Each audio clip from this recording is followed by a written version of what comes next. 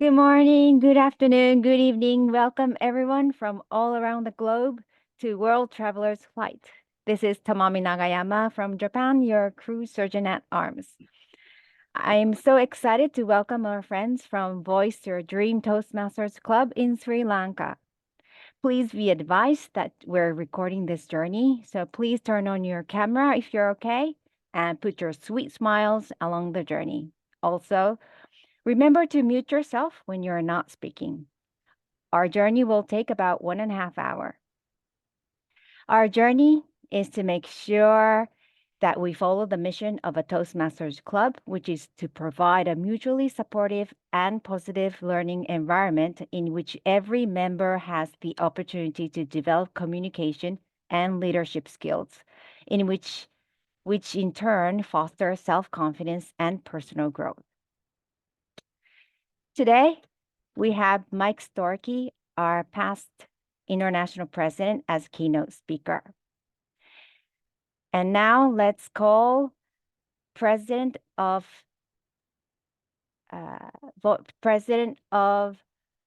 Voice Your Dream Toastmasters Club, Mr. Praneeth Wijayasinja. He's the current president of Voice Your Dream Toastmasters Club in Sri Lanka. He joined Toastmasters in 2021 and was the immediate past VP Education of the club.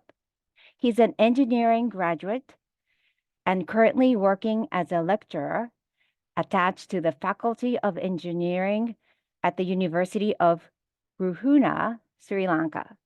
His hometown is Matara, which is situated in the down south of the Sri Lanka. Please help me welcome Mr. Praneeth Wijayasinja. Thank you, Toastmaster Tamami. Ayubowan, Wanakam, Assalamu alaikum. So, I warmly welcome all of you to the joint meeting of World Travelers Toastmasters Club as well as Voice Your Dream Toastmasters Club. Ayubowan, what is the meaning? That is a word, that is a way in Sinhala language how we are greeting our members. The meaning is, may you live long. Vanakkam, it's in Tamil. Tamil is also a language spoken by Sri Lankans.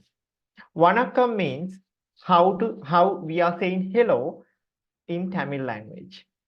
Assalamu alaikum, maybe you all know that is how Muslim community greet each other, and each three groups of people are the members of Voice Your Dream Toastmasters Club.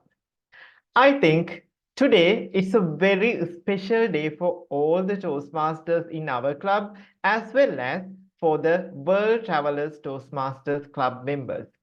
I warmly welcome all of you to the Sri Lanka. Now you will enjoy, you will see how Sri Lankans and support their educational activities, and this will be a great opportunity for the Sri Lankan Toastmasters as well to meet international Toastmasters coming from World Travelers. First of all, I would like to warmly welcome our past international president, distinguished Toastmaster Mike Storkey, as well as all the distinguished guests coming from the World World Travelers Toastmasters, as well as our own members from the Voice to a Dream Toastmasters. There can be guests who are joining with from our side. They also warmly welcome to this session. Further, I would like to invite all the distinguished Toastmasters and the Toastmasters coming here from the World Travelers Toastmasters Club. This is online, but I invite all of you to come to Sri Lanka, visit Sri Lanka, and enjoy the Sri Lankan culture physically. So that is my invitation. We are looking forward to welcome all of you in physical mode to our country.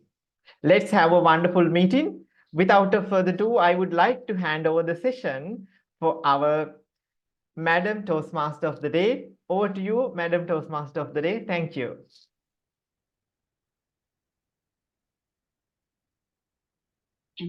Thank you very much, TM Pranav.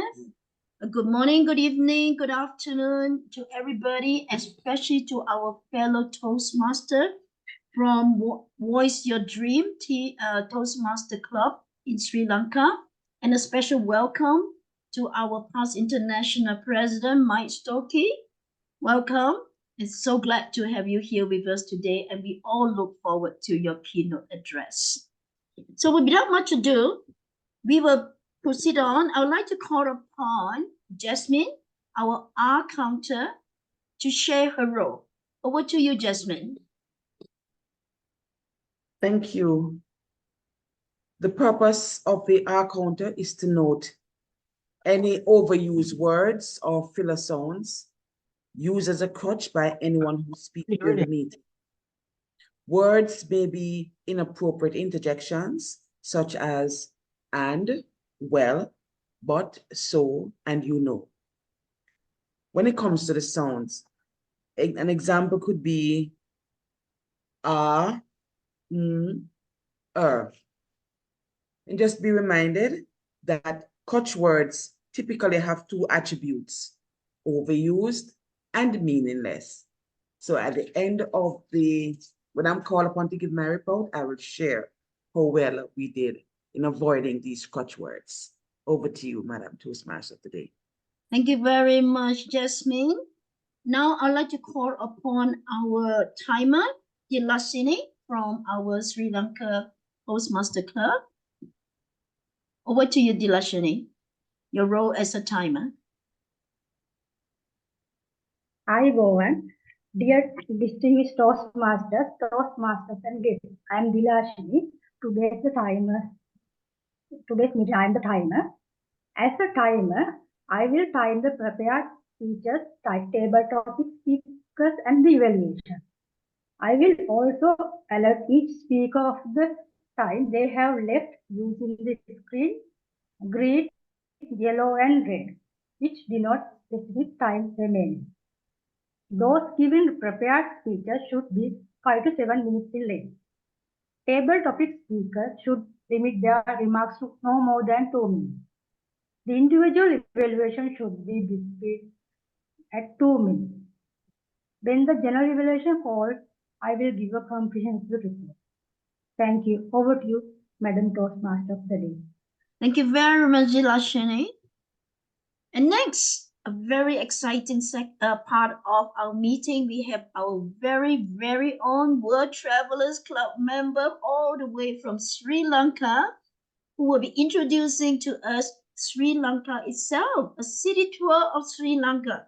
Ladies and gentlemen, I give you Fahas Farooq. Over to you, Fahas.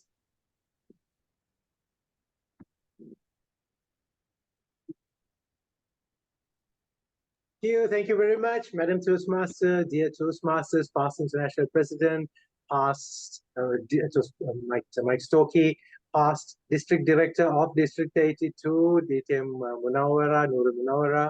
Ladies and gentlemen, great to be here, and absolutely amazing time for me to be presenting something about our country.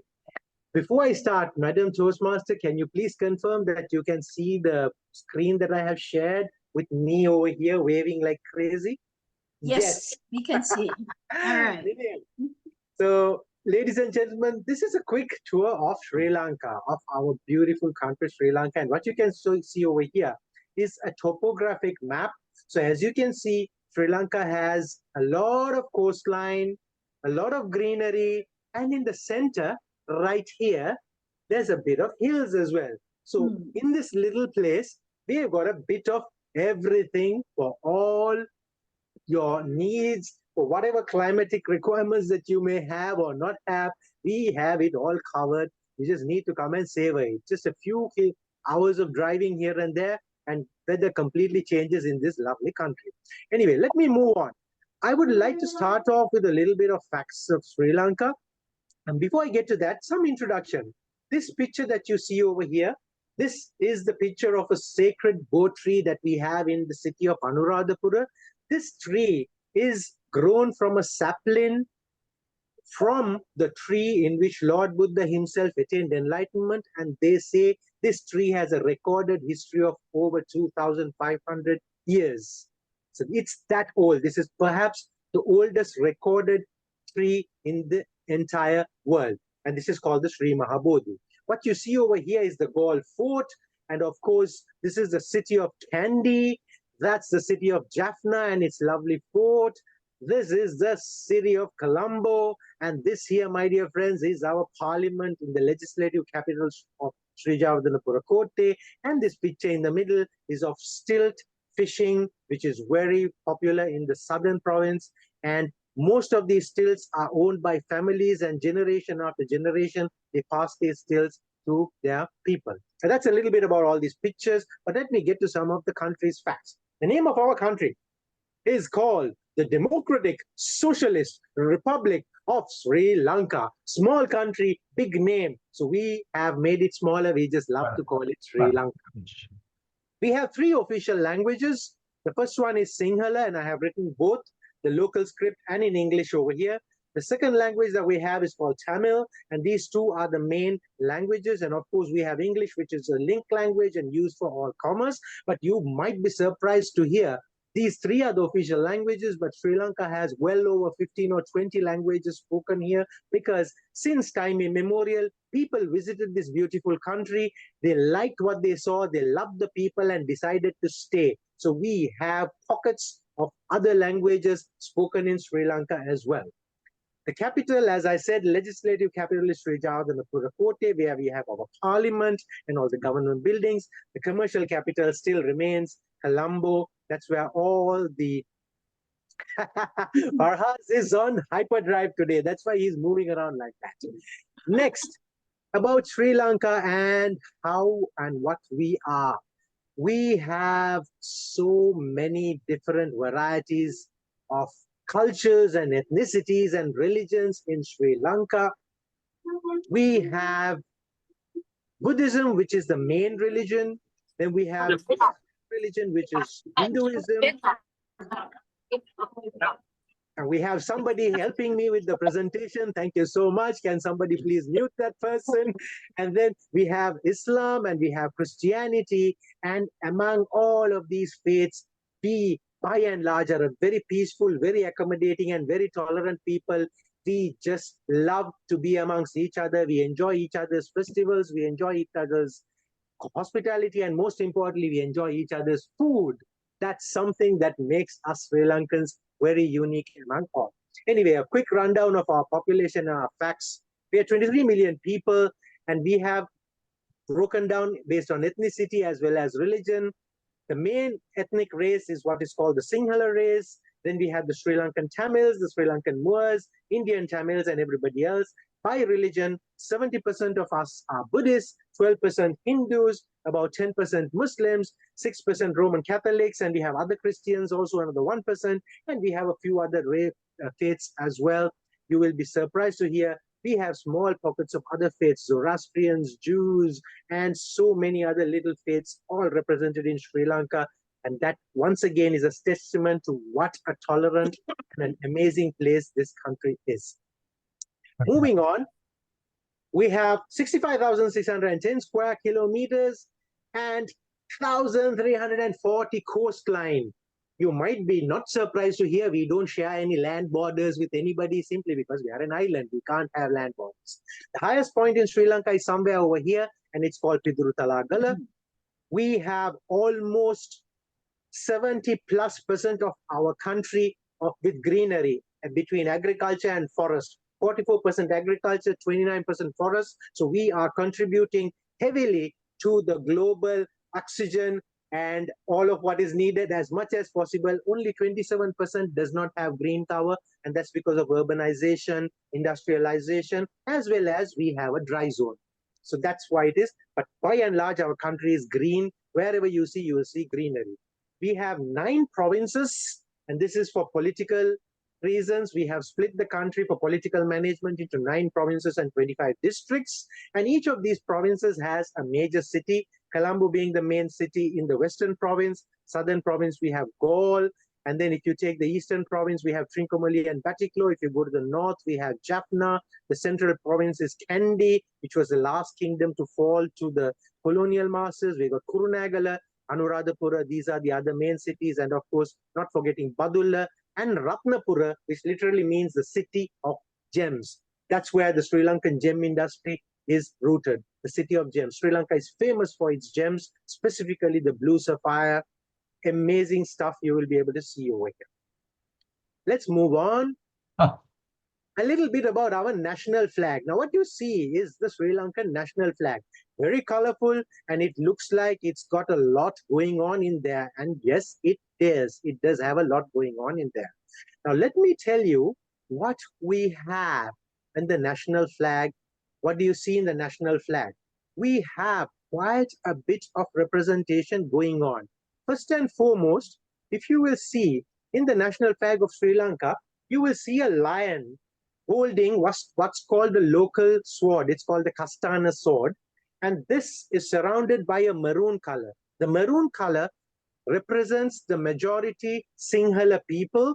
The 4 leaves, the yellow leaves on the corners of the lion, that is over here, here, here, and here, are a symbolism of the qualities of Metta, Karuna, Mudita, and Upeksha. These are 4 qualities of Sri Lankan, of Buddhism, that are enshrined in our flag. Then you will see 2 stripes, one orange and one green. The orange one represents the Sri Lankan Tamils. The green represents the Muslims of Sri Lanka. Now, what about the others? The yellow band that goes all around the flag represents all the other minority communities of Sri Lanka. So as you can see, my dear friends, our national flag is an embodiment of the beauty, cultural diversity, and tolerance of our country. That's what it is all about. Moving on, Sri Lanka is home to 8 UNESCO World Heritage Sites, not 1, not 2. In this small place, we have got 8 UNESCO World Heritage Sites. You need to come and see them to see and appreciate their love, their beauty, and their importance. And before we end, Sri Lanka, since we have a recorded history of almost about 5,000 years, from time immemorial, we have been known by different names to different people. Of course, starting with Sihala and Ceylon and Sihala Dweepa, which was ours. Then the Greeks called us Taprobane. There were some other people who called us Thambapani because this country looked, the soil was looking like copper. So Thamba means copper. So they said this is the place of copper. Then, of course, we had Ceylon, which was a name used by the Arabs, as was Serendip, a name used by the Arabs. And Serendip, they say, is a name used by the Arabs, but it was actually a Arabization of Sihala Dweepa, which means land, the island of Sinhala. We also were called Lakdiva. Then, of course, when the Europeans came in, they made Ceylon into Ceylon and Ceylon, which you are probably aware of. If you know Ceylon tea, that's where the name came from. But today, we are known by our old, ancient, original name, which was Lanka. And in order to give respect to that name, we have called it Sri Lanka. And that's how all these names have come about. We have a lot of history. And if there is a lot of history, obviously, right throughout ages, people may have been visiting Sri Lanka. And yes, they have. Pahin from China, a Buddhist monk. We had Ibn Battuta from Morocco. We had Marco Polo from Rome, just to name a few. We also had Admiral Zheng He from China, who visited Sri Lanka, and all of his journeys towards in the Indian Ocean. And ladies and gentlemen, if all these people can visit Sri Lanka, they probably came here because of the lovely beauty of this country. And since they have done, my only request to you is, please, please, if it is not on your bucket list, put Sri Lanka on your bucket list and come and visit us. You will never regret it. The Nine Arch Bridge, the Sigiriya, this is the Colombo Town Hall, that's Colombo City. These are the tea plantations. This is, of course, a lovely seaside. This is a train ride. Yeah, of course, the Harry Potter Bridge. This is the Nine Arch Bridge. This is very popular. And then we have the beaches, and of course, not forgetting elephants. And since I am on the fat side, I consider myself also one of the elephants. Please come and see me as well when you visit Sri Lanka. Ladies and gentlemen, thank you so much for giving me this opportunity to showcase my lovely country. I urge all of you, come and see us. We are a people who smile at anyone and everyone who comes into our country, and you will not be disappointed with that. Thank you so much. And with that, back to you, Madam Toastmaster. Thank you very much for introducing beautiful, amazing Sri Lanka to us. A definite must place to visit and add it to our bucket list. Thank you. Thank you for that city tour of Sri Lanka. Well, we shall continue with our meeting. Our next section will be the prepared speech, and we got two very dynamic speakers today with us. One all the way from Canada, Janet Fujik. I shall call upon Janet as our next speaker. Before Janet gives a speech, let me just do a little bit of introduction of Janet. DTM Janet Fujik Canada sees the value of humor in our life to de-stress and to embrace the physical and mental benefit. In her 5 to 7 minute speech today, be prepared and to possibly be called upon to share your hearty laughter in the short activity. Janet's speech came from engaging humor's path, laboratory, inspire your audience. The purpose of her speech is for speaker to engage with the audience in an entertaining way to inspire them. Please help me to welcome DTM Janet Fujik to the virtual lectern with her speech entitled Laugh and the World Laughs with You. Laugh and the World Laughs with You. Over to you, DTM Janet Fujik. Are you stressed out, depressed, and having health problems? Do you want to bring more laughter and happiness into your life? Well, laughter yoga might be the answer for you. After all, laugh and the world laughs with you. Laughter yoga is a type of activity where you usually gather in a group and you engage in contrived laughter that usually becomes contagious. You can do it for as little as 15 minutes, as frequently as you wish, or I've seen some classes even up to an hour or a little longer.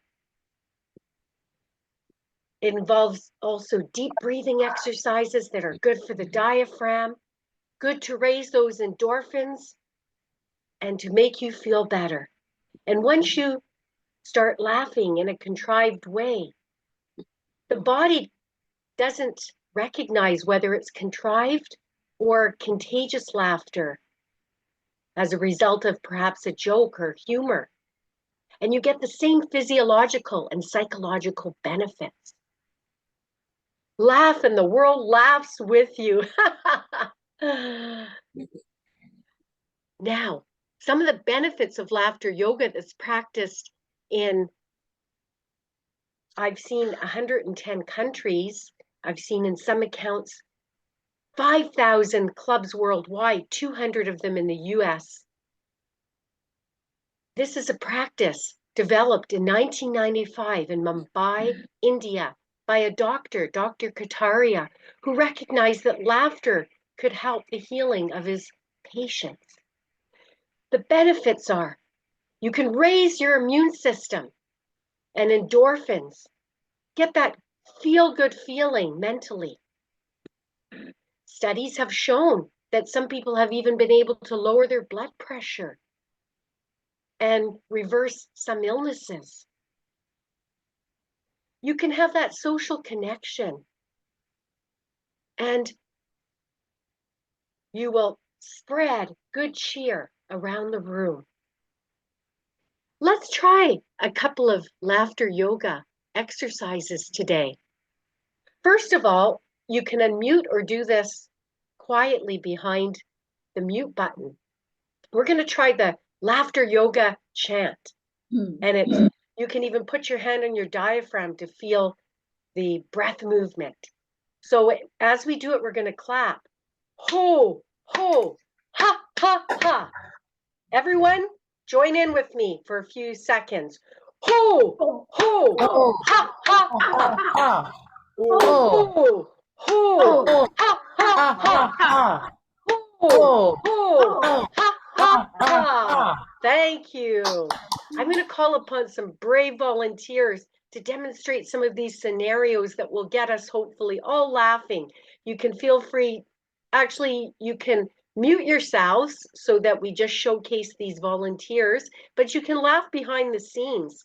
And after laughing, we're going to encourage the energy in the room by saying and clapping, very good, yay! Try it with me.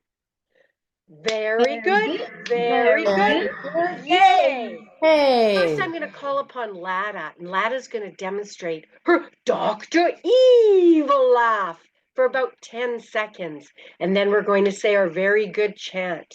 Lada. Ha ha ha! Ho ho ho ho ho! Ready, everyone. Very good, yay! Eliza is going to do a silent laughter, going over the top with her facial gestures. Eliza, your silent laughter. Ready? Let's encourage her now. Very good, yay!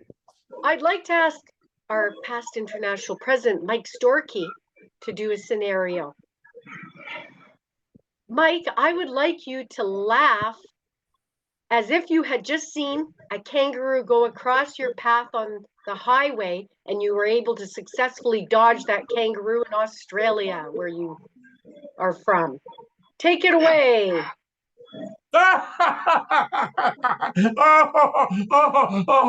Thank heavens. Okay, ready. Thank you. Very good, yay! Kim, I would like you to laugh as if you stole one of your siblings' toys as a child. You got it away successfully. And do it. Ready. Let's give her encouragement. Very good, yay! And let's have Joseph do a laughter. Now, he is not going to be outdone by Dr. Evil. He's going to do a Darth Vader laugh, verbalizing that laugh. Go ahead, Joseph. I dare you to come look at me. Thank you, Joseph. Ready? Encourage him. Very good, yay! Faraz, I'm calling upon you next. You are going to do a laughter as if you have a lemon in your mouth, a sour lemon.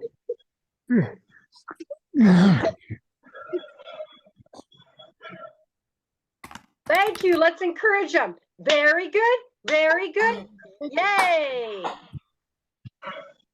Now, Praneeth, you're going to laugh like your favorite animal. Maybe it's going to be a lion and do the actions of your tiger. Take it away.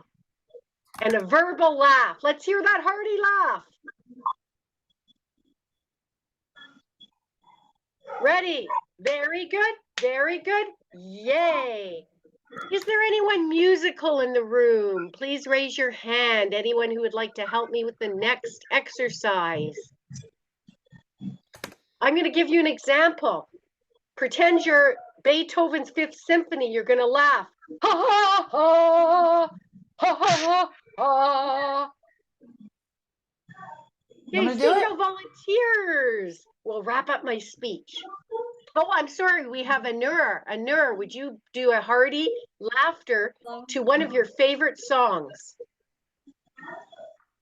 Hello, everyone. What kind of music?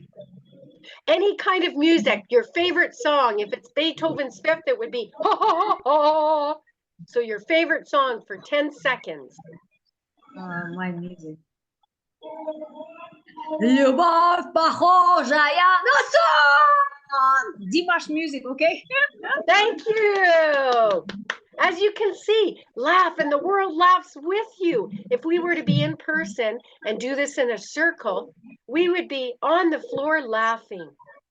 Laughter yoga is a growing phenomena. It is something for our health to de-stress, to help us with our mental health benefits, raise our endorphins and level of happiness, and in turn, we will raise our physiological state. De-stress, perhaps lower our blood pressure, maybe change health matters for the better. Laugh and the world laughs with you. Madam Toastmaster. Janet, that is amazing. I've heard of laughter yoga first time. I actually participated in it. Something definitely worth looking into. Amazing. Thank you very much for sharing that with us.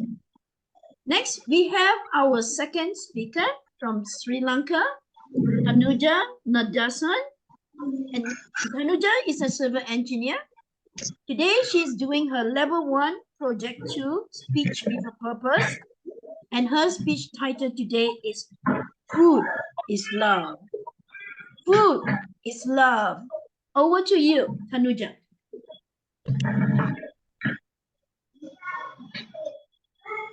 First, test a ginger biscuit and fix your mood. There are two types of group of people in this world. One who eat to love to eat to live. The others are live to eat. I belong to the live to eat group. Can you please raise hand? Who else belong to that group?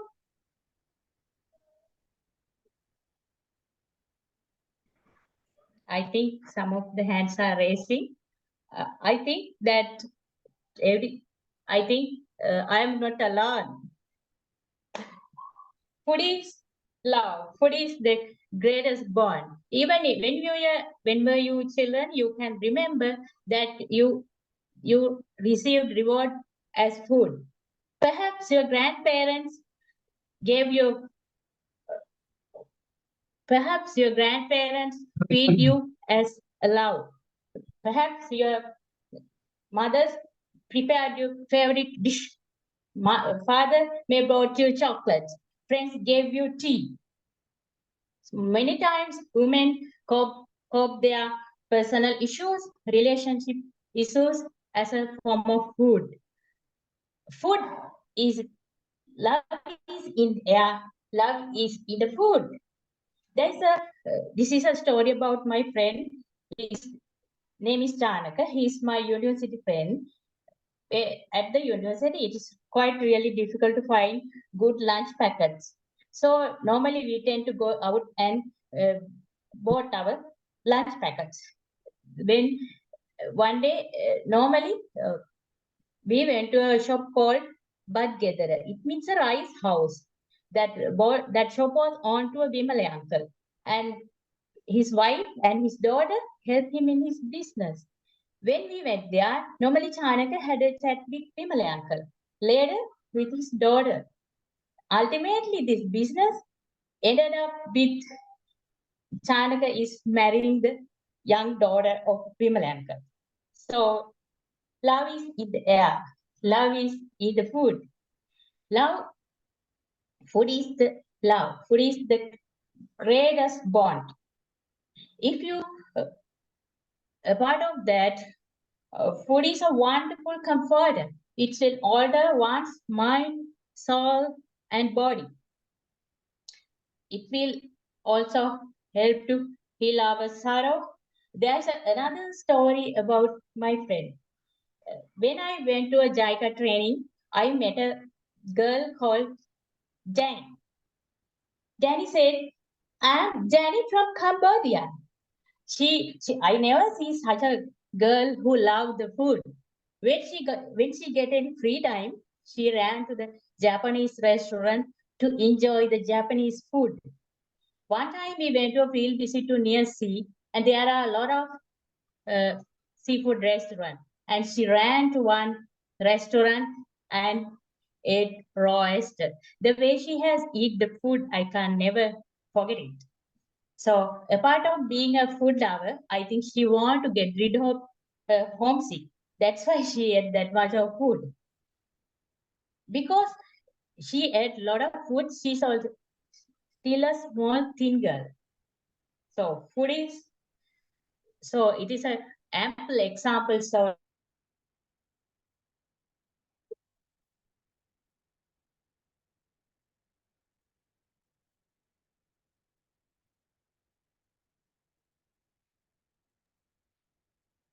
Okay. We wait a couple of seconds for her to come back.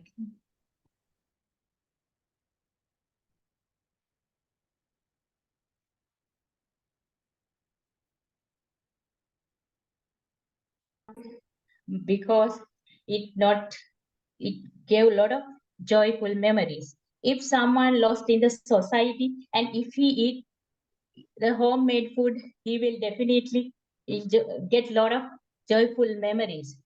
A part of taking joyful memories, it will help to heal our wounded hearts, ease our depression and sorrow. When we go to a new job or when we move to a new society,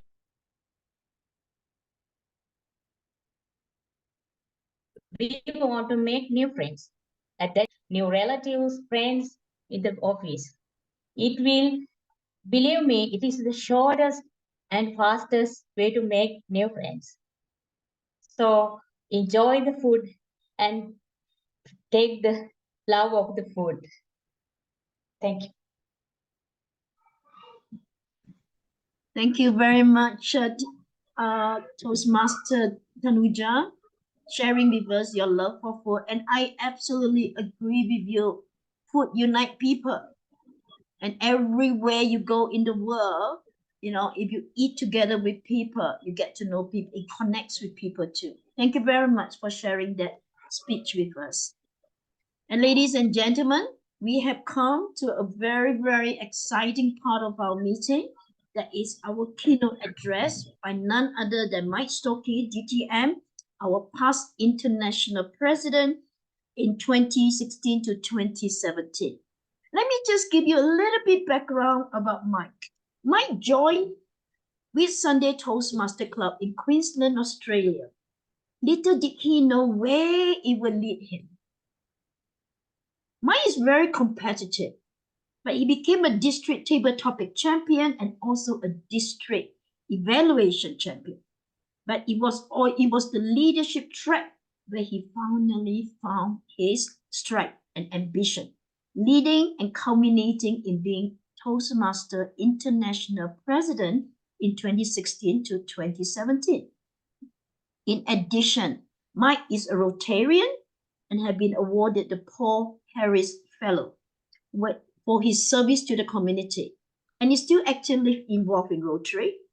Mike has been involved in corporate outreach for his home Toastmaster district, initiating a methodology to increase involvement of corporations and sustainability. His great passion is in mentoring, and his mantra, remember the member, continues to be the driving force behind his active membership. Ladies and gentlemen, fellow Toastmaster, I'm really honored to present to you DTM Mike Storkey. Over to you, Mike. Thank you so much for that introduction. In an organisation, that scans the globe, I've often wondered how come we are run by only 150 so World Headquarters staff. When you think about it, that's an enormous load for so small a number. But it isn't a true reflection of who runs our organisation. We have leaders all around the world, in clubs all around the world, and many of them don't have a title. The title of my presentation tonight is The Leader Without a Title. And I want to encourage members around the globe, and especially of the World Travel Leaders Club, to consider what makes a leader. It is not a title. It is something far more than that. It is a responsibility to seek out excellence. It is the responsibility to have integrity, the responsibility to provide a service to your fellow member, and a willingness to take on a role, even if it doesn't have a title. And you know, in our organisation, we have far more leaders without a title than leaders with a title. So stop and think about it. Who are the kind of people who are leaders without a title in our organisation? Well, mentors are leaders without a title. And where would we be individually or collectively without mentors? These often unsung heroes of our organisation provide guidance, spend time, and seek out to encourage others and pass on their knowledge. And that is what we should all be doing. We should all be a leader without a title in sharing whatever knowledge we have with others. And why do I say that? Because knowledge is worth nothing unless you share it. It doesn't matter how much you know about something, just because you know it. If you don't share it with others, then when you leave the organisation, so will that knowledge. So you are there to share it with others so they can benefit from it. Role models. We all have role models. Starting in the club, someone gets up and gives a speech and you just joined the club and you think, oh, I'd love to be able to speak like them. So you seek to follow them. And even though they're not aware that they are providing leadership to you in your aspirations, they are. They're a leader without a title. There are far more leaders without titles. Ever thought what happens to the president of the club when he is no longer the president? All right, he might be the immediate past president, but what about 2 or 3 years down the track after he's been the president? He becomes a leader without a title, or should, because he has all this knowledge and he should be encouraging others to take on leadership roles. Now, the hardest thing, and I know it's very difficult for many clubs, is to find leaders to take on leadership roles in their club. And you know, that's a great shame, because I became international president, but in order to be international president, I first had to be a leader in my club. I then had to be an area leader, a division leader, a district leader, a member of the board, and then finally the international president. But you see, everything that happens in Toastmasters starts at the club level, which is why the club level is the coalface and where most of the leaders without a title have the biggest effect. When you join a Toastmasters club and you come in knowing very little, not knowing what to expect, somewhat nervous apprehensive, sometimes even questioning, what am I doing here? It's the members of the club who seek to guide you, mentor you, and lead you that are leaders without a title. And they're not doing it because they want a title. They're doing it because they want to share their knowledge with you so that you can become the person you were meant to be. Now, we're not here to make better Toastmasters. I want to start that right now. We're here to develop our members to become the person they were meant to be, so that the skills they learn in Toastmasters, they can take out to their family, to their career, and to their community. And it's so many unsung heroes and leaders that develop us into what we become. So a role model is someone who inspires you to emulate what they've done. And I usually find that most mentors and role models find that those that choose them to either mentor them or be their role model usually end up being far more proficient than the mentor or the role model ever was. But it is those role models and mentors that give the impetus to members to develop. Who else? Well, many of the leaders in clubs and in districts they can't do it all themselves. They're not able to do everything themselves because no one person can achieve everything. That's why we have teams. That's why we should delegate to others so that they can assist us to achieve what we want to achieve. And also, by doing that, by delegating, you are encouraging the person you delegate to take on a leadership role, to step outside their comfort zone and have an opportunity to find out what leadership is all about. Leadership is about opportunity. Leadership is about doing. And where someone who is good at delegating excels is by giving someone an opportunity to discover whether they have a talent or to develop the talent or to find out if they want to be responsible for certain actions. So they are, by nature, leading that person down the development track. And let's remember, that's what we're here for, to develop our fellow Toastmasters to become the person they are potentially able of becoming.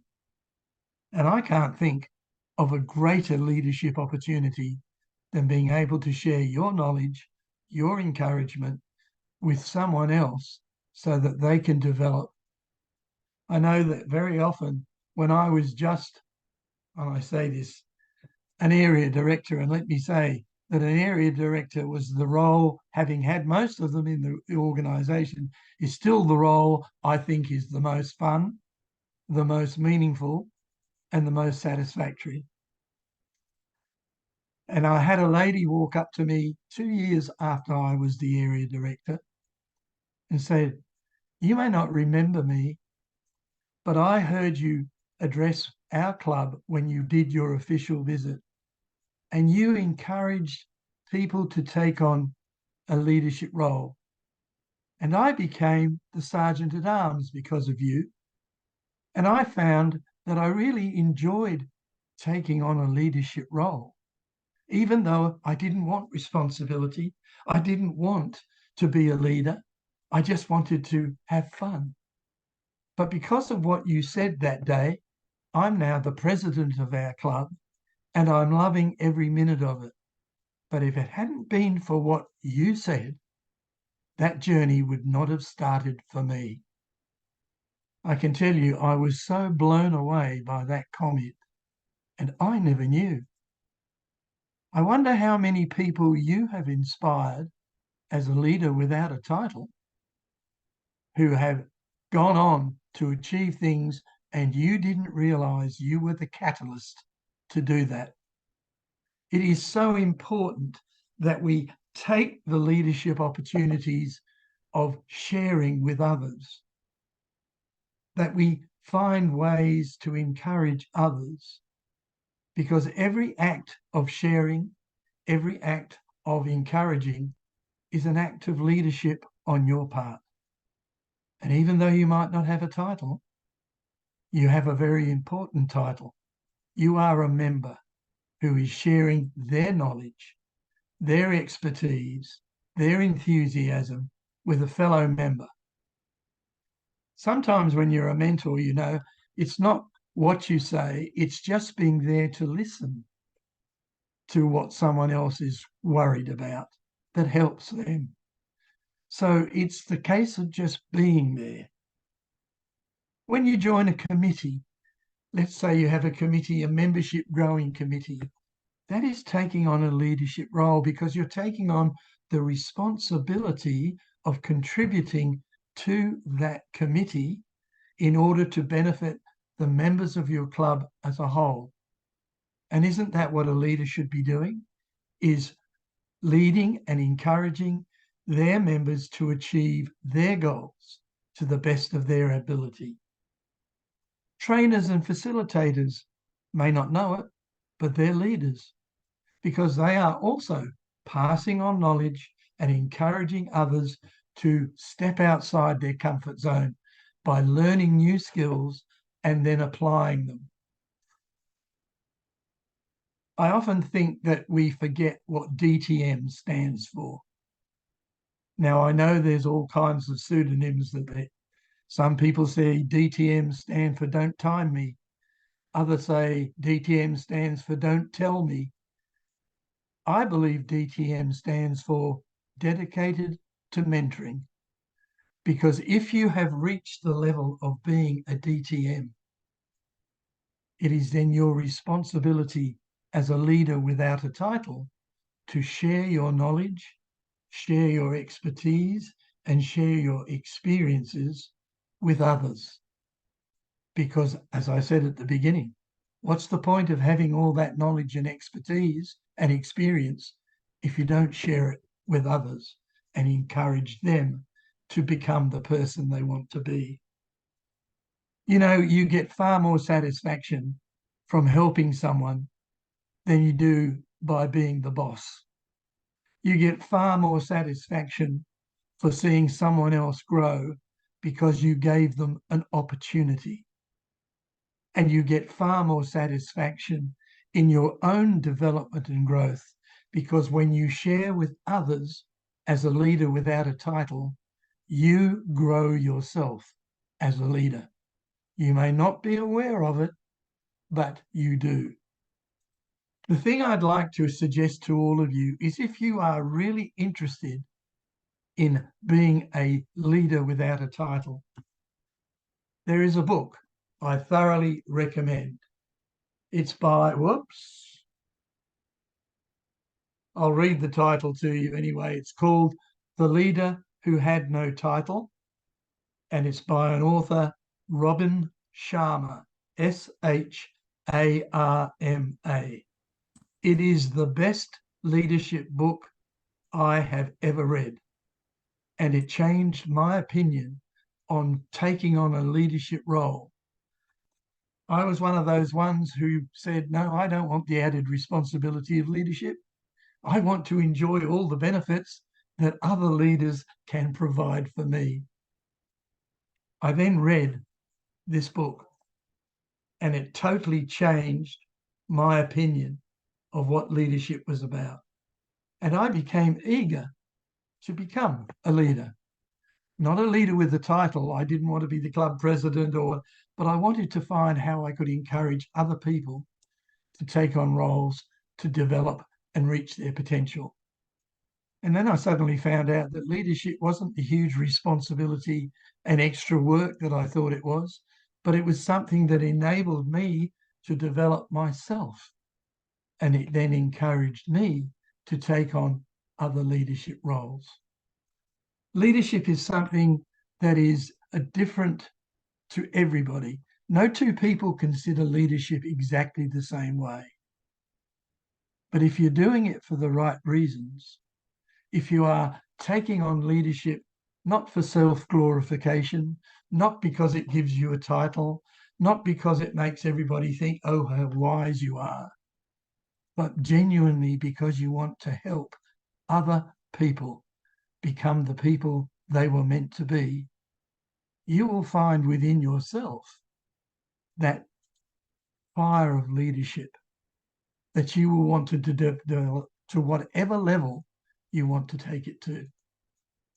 And don't ever decry someone who only wants to be a mentor, a role model, a facilitator, a trainer, because without them, our organization would not be what it is.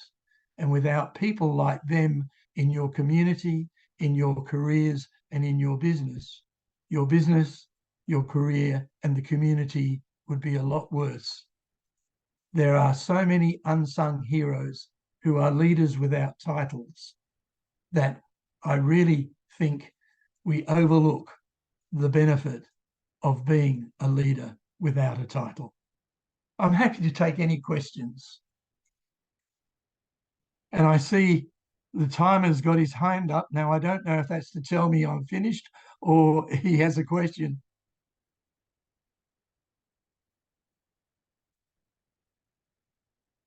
I think if you're going to ask me questions, you have to unmute.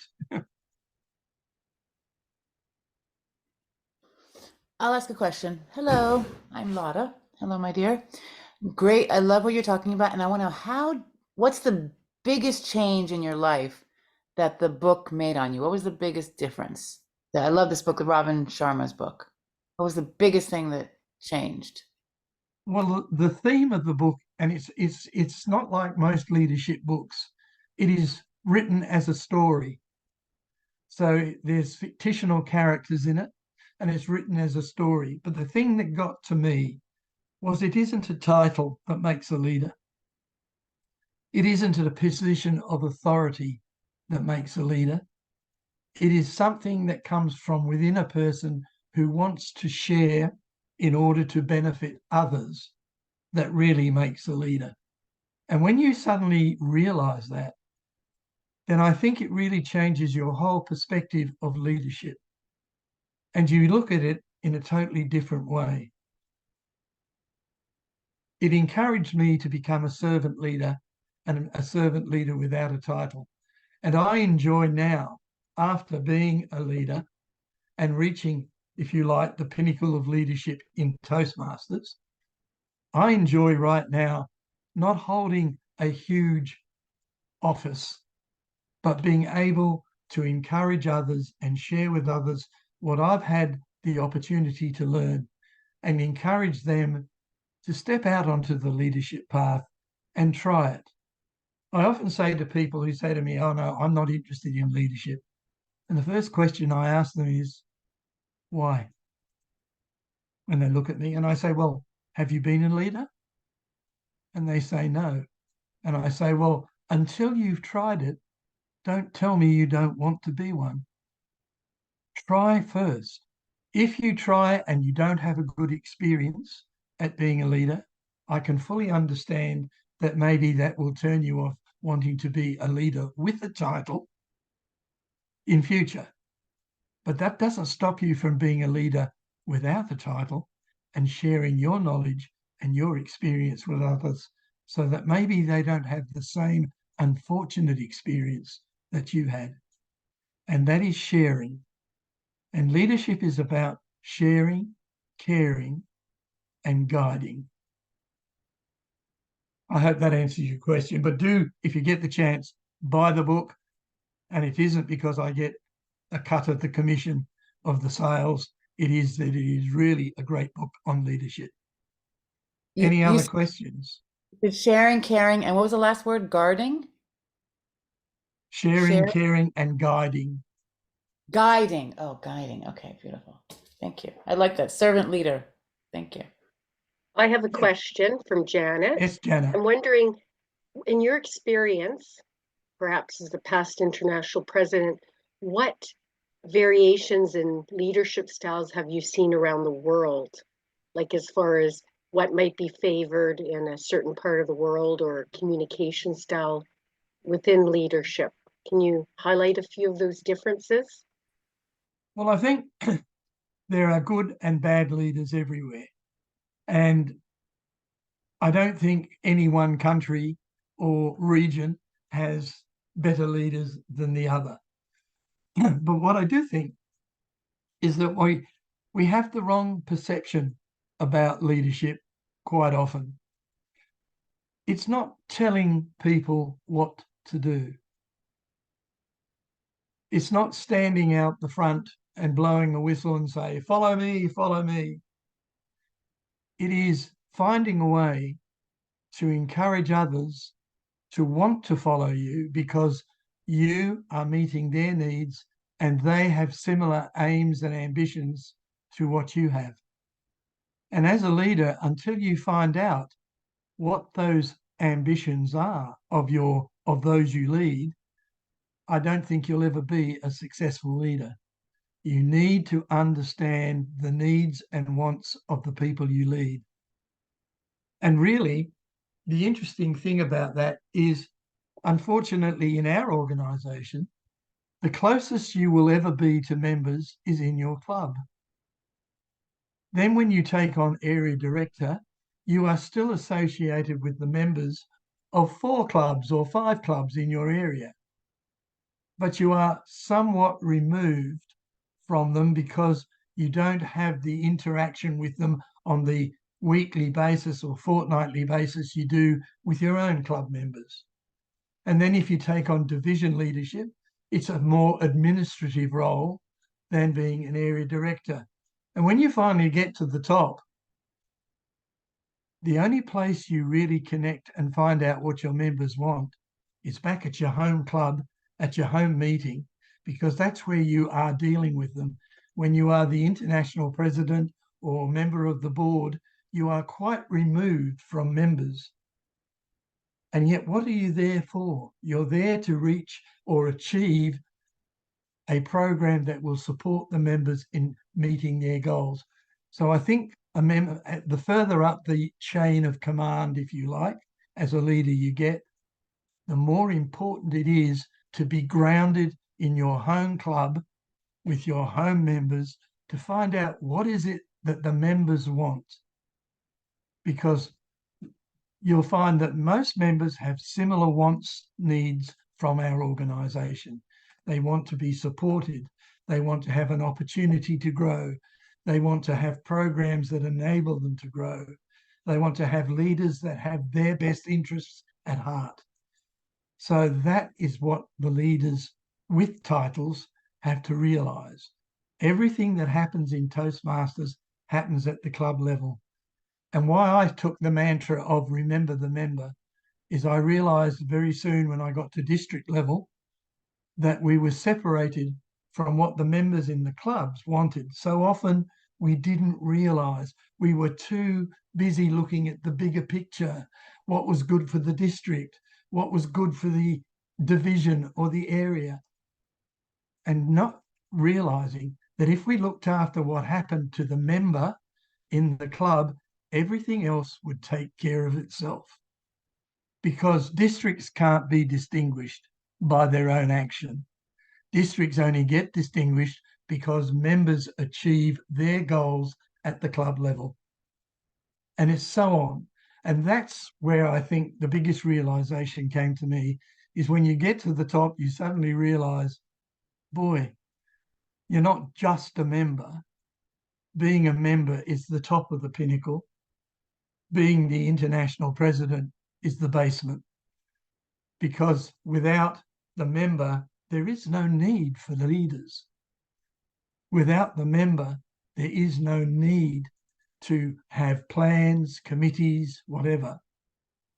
So every leader should silently thank their members that they're there, because without the member, there's no need for a leader.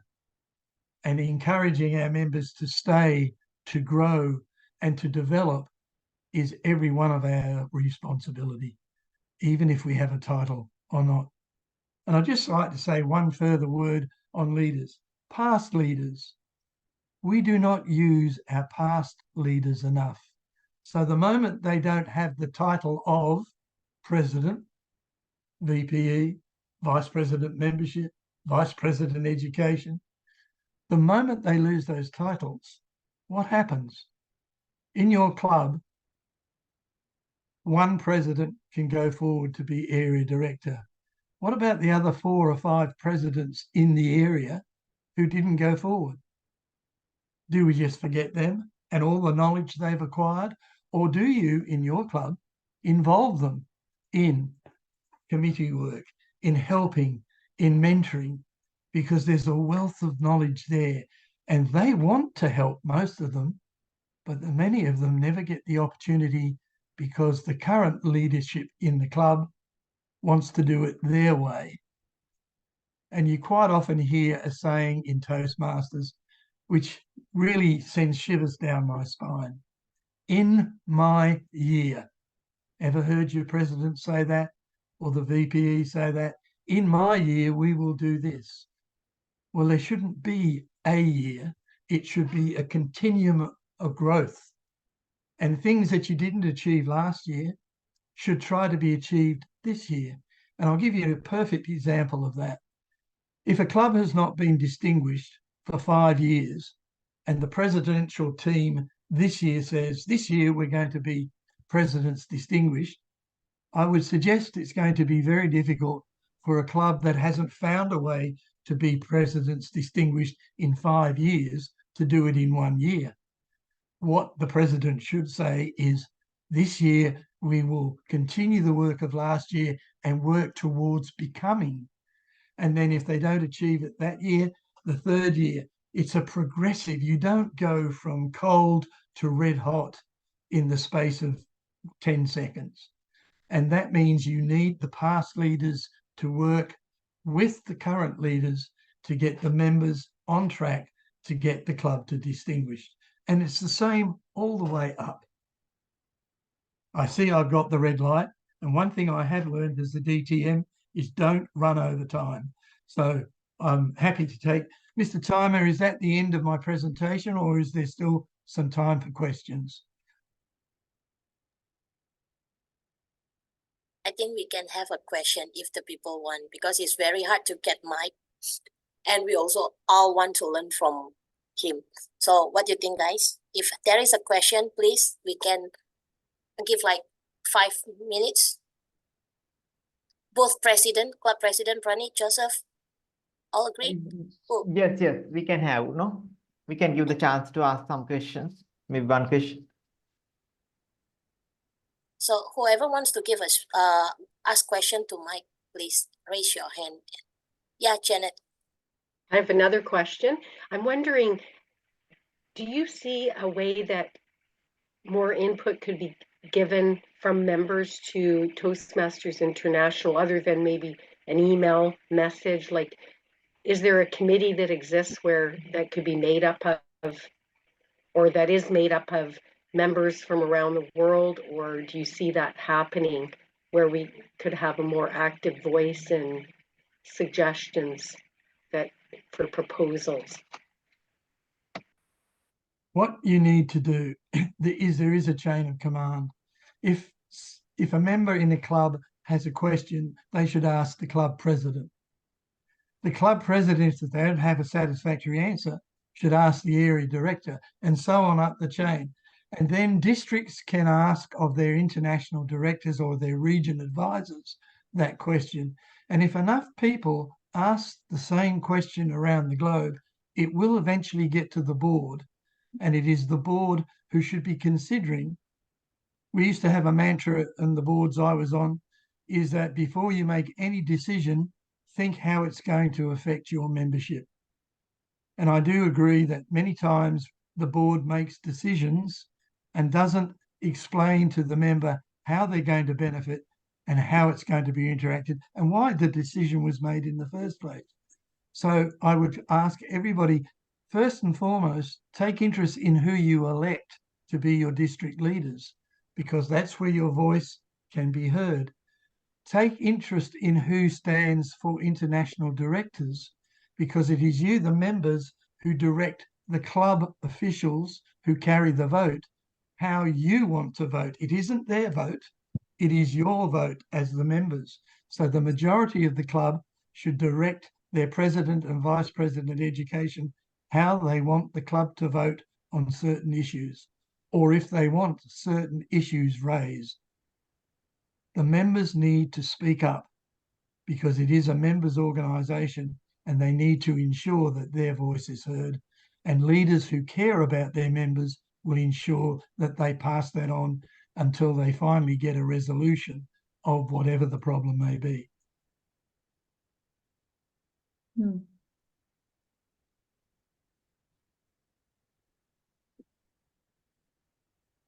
If there are no further questions, thank you for the opportunity of addressing you. If anybody would like to contact me directly, I'm sure that Eliza has my email address, and I am happy to answer emails, because right now, even though it didn't sound like it for the last 20 or 30 minutes, I am a leader without a title, and I'm very happy to answer your questions and help wherever I can. Thank you for the opportunity. Thank you very much, Mike. Mike, you definitely has given us a lot to think about, and also those leaders without titles that we should have taken the time to acknowledge them. So I like how, yeah. All right. Yeah. Lisa, you're sharing something. I also like how you explain DTM, dedicated to mentor. Yeah, I think every distinguished Toastmaster should remember that. Is, you know, when they get their distinguished GTM, their role is to dedicate themselves to mentoring the club, the members. Okay. Kim, we are going to give the certificate of appreciation. Okay. You want to do that? No. Have a group pick. So thank you very much.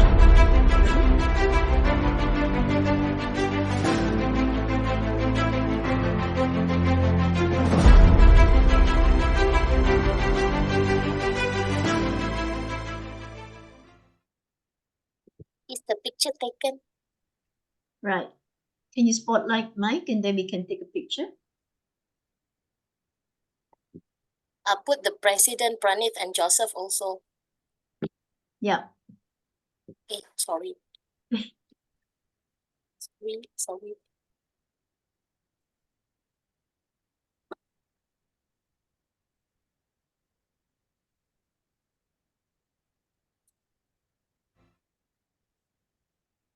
Okay. Do you want to spotlight Mike, Joseph, and Pranith? Somebody help, I cannot do. Yeah, let me see. I can't spotlight either. Joseph. Yep, Joseph. I can't spotlight them. Yeah, I don't have the ability. Farhas, can you do? Sorry, Eliza, who am I spotlighting? Mike, Joseph, and Pranith.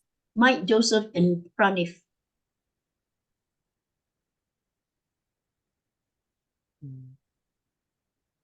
Maybe we need to take down the sharing, but to spotlight. Yeah. And who's the third one? Pranath, Praneeth.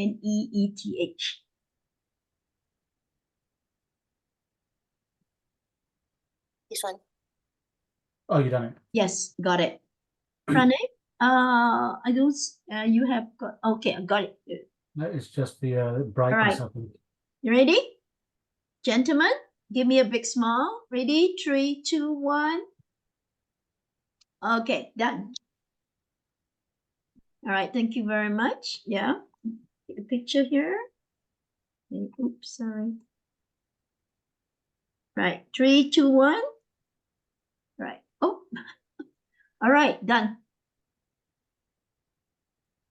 Okay, thank you again very much, Mike, for the wisdom and also for that thought-provoking speech.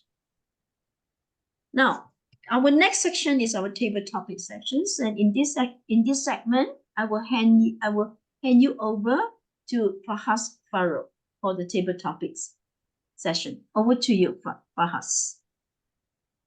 Thank you very much, Madam Toastmaster. So, ladies and gentlemen, this is the segment where we speak or learn to speak off the cuff. And after that very enlightening session from our past president, Mike Storkey, where we probably should be spending a lot of time absorbing all of that, I'm going to come in and spoil the party by throwing in a few impromptu questions. But hey, it's all a learning experience nevertheless.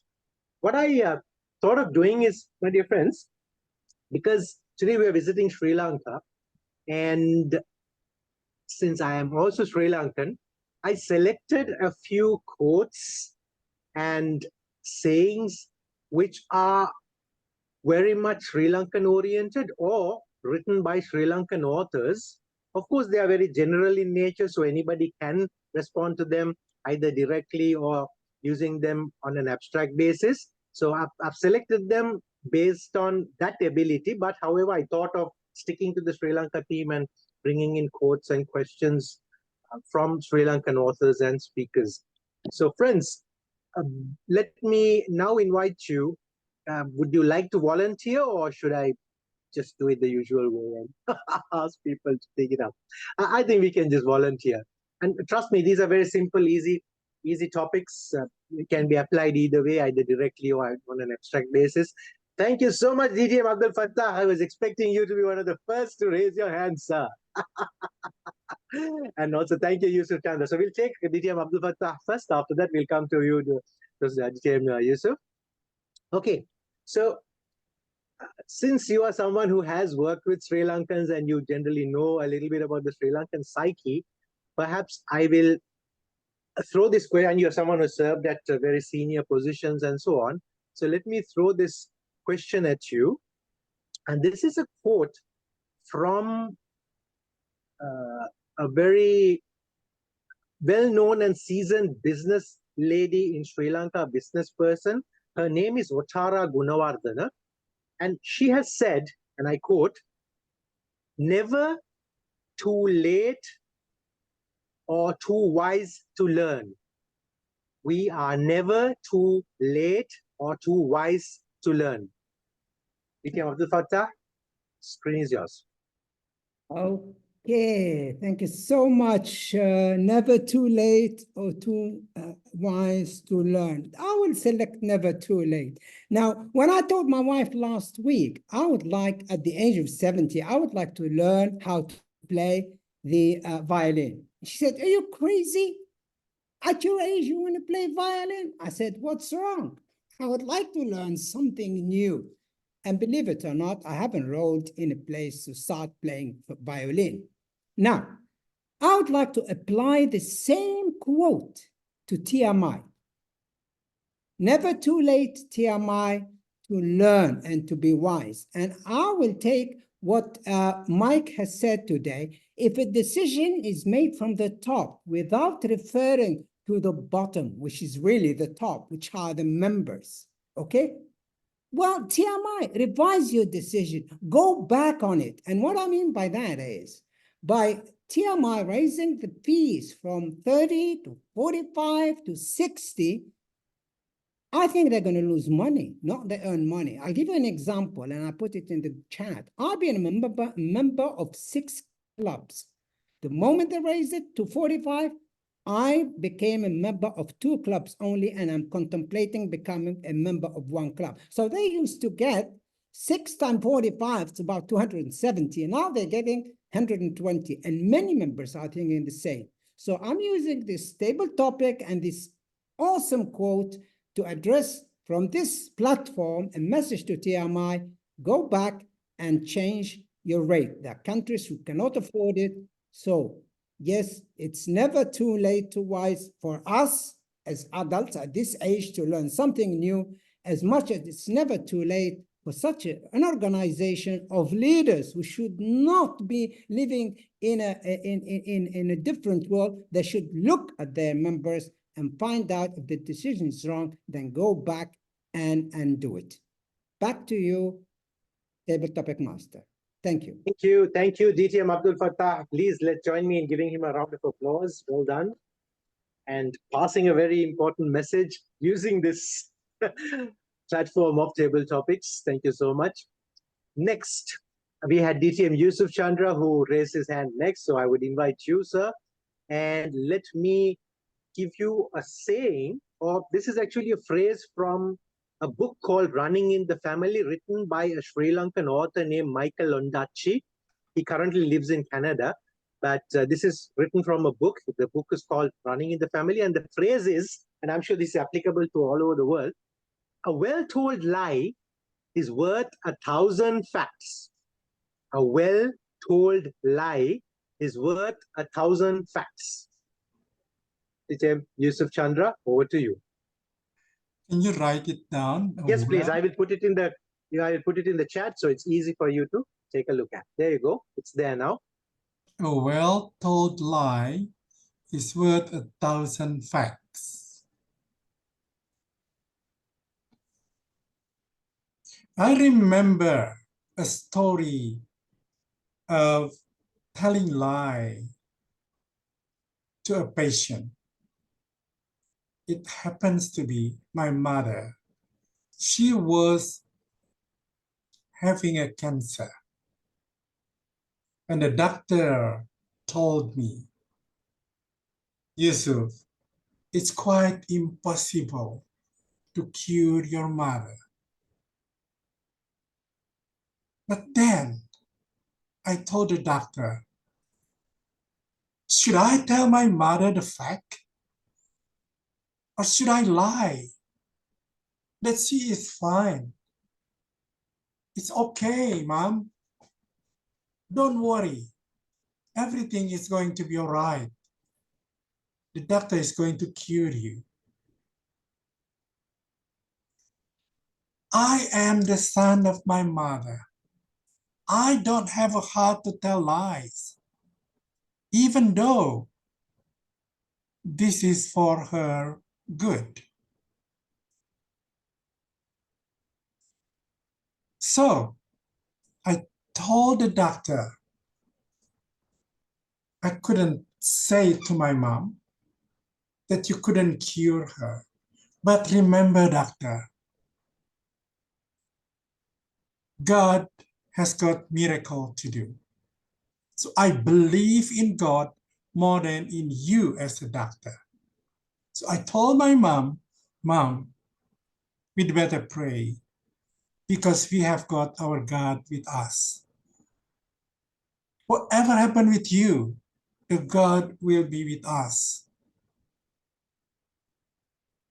So let's pray together, I told my mom. I didn't tell that this cancer cannot be cured, but we prayed together, and a few weeks later, my mother could recover from that sickness.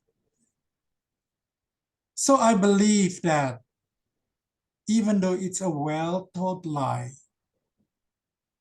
it worth 1,000 words, 1,000 facts. So ladies and gentlemen, a lie is a lie. How can you lie your own parents? I wouldn't do that. Back to you.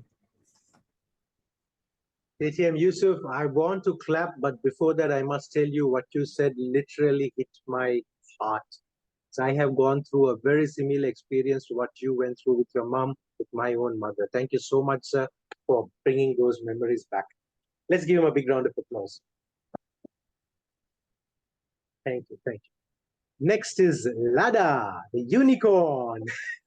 And I'll give you a unicorn topic, madam. Uh-oh. Uh-oh. No, it's easy, don't worry. We have this amazing ruler from ancient Sri Lanka called Parakramabahu the Great. We call him the Great. Don't worry about his name. His name is Parakramabahu. And he has this one very oft-quoted phrase or statement that we like to use in a number of contexts in Sri Lanka. And I will read it for you. And then the topic is yours. Obviously, I'll put it on the chat so you'll be able to see it. He has said, Not one drop of water shall reach the sea without first serving man. Not one drop of water shall reach the sea without first serving man. Toastmaster Lada, that's the topic, and it's on the chat if you would like to take a look. Not one drop of water shall reach the sea without first serving man. Okay, I like that. And I'm going to talk about a little bit about what our beautiful Mike Storkey talked about today, that I think that has to do with leadership, actually, in a very interesting way. So water is essential to all of us. Who here could live without water? Put your hand up. Oh, nobody. Oh, Ram, I don't think so. How is that possible? Oh, beer. Okay, but beer has water too, so it's kind of water. So we cannot live without water. And so for me, I think I'm going to say that water, we all need, I'm not going to say we all need leadership, but I think we need to, most importantly, yes, we need leadership, but we need to lead ourselves. I think that is something that we need to be a leader of ourselves, of our own thoughts, of our own, we need to know who we are so that we can contribute to society as a whole, right? So many of us listen to other people's opinions and what other people think of us. We need to be a leader of our own thoughts, of our own mind, of our own whatever it is, because in that way, once we know who we are, which a lot of people don't, I'm still learning who I am, but I'm getting better and better and better, is eventually that drop of water will go to the sea, and the sea to me represents all of us. So we are all the actual sea. So in order to get to the sea, which is everybody, we need to figure out who we are to really benefit that sea. And then go into that sea and become a part of all. So I think that's a very interesting thing. I think we all need to know who we are, be that drop of water, and then go and join the rest of the world, which is that sea, the beautiful sea that we all are. Back to you, Faraz. Thank you so much, Lada. That's an amazing take on the topic and something that I really didn't think of, but you really handled it in such a way. You brought about this concept of us and learning and brought it all into picture and connected it to the topic. So amazing job. Thank you so much, ma'am. Let's give her a big round of applause. And finally, we have time just for one last topic, I have been told, and that's DTM. Nancy, it's your turn, obviously. So let me give you the background to it. There is another author, Sri Lankan writer named Ashok Ferry, and he wrote this book called The Good Little Ceylonese Girl, The Good Little Ceylonese Girl. And in this, he has written this statement, and the statement goes as follows. It's a bit long, so I'll just read it out anyway. We are all forced to lead many lives simultaneously. We do it out of necessity, not choice. We don't make a virtue of it. I will repeat. We are all forced to lead many lives simultaneously. We do it out of necessity, not choice. We don't make a virtue of it. DTM Nancy, the topic is yours and it's in the chat as well if you'd like to take a quick look.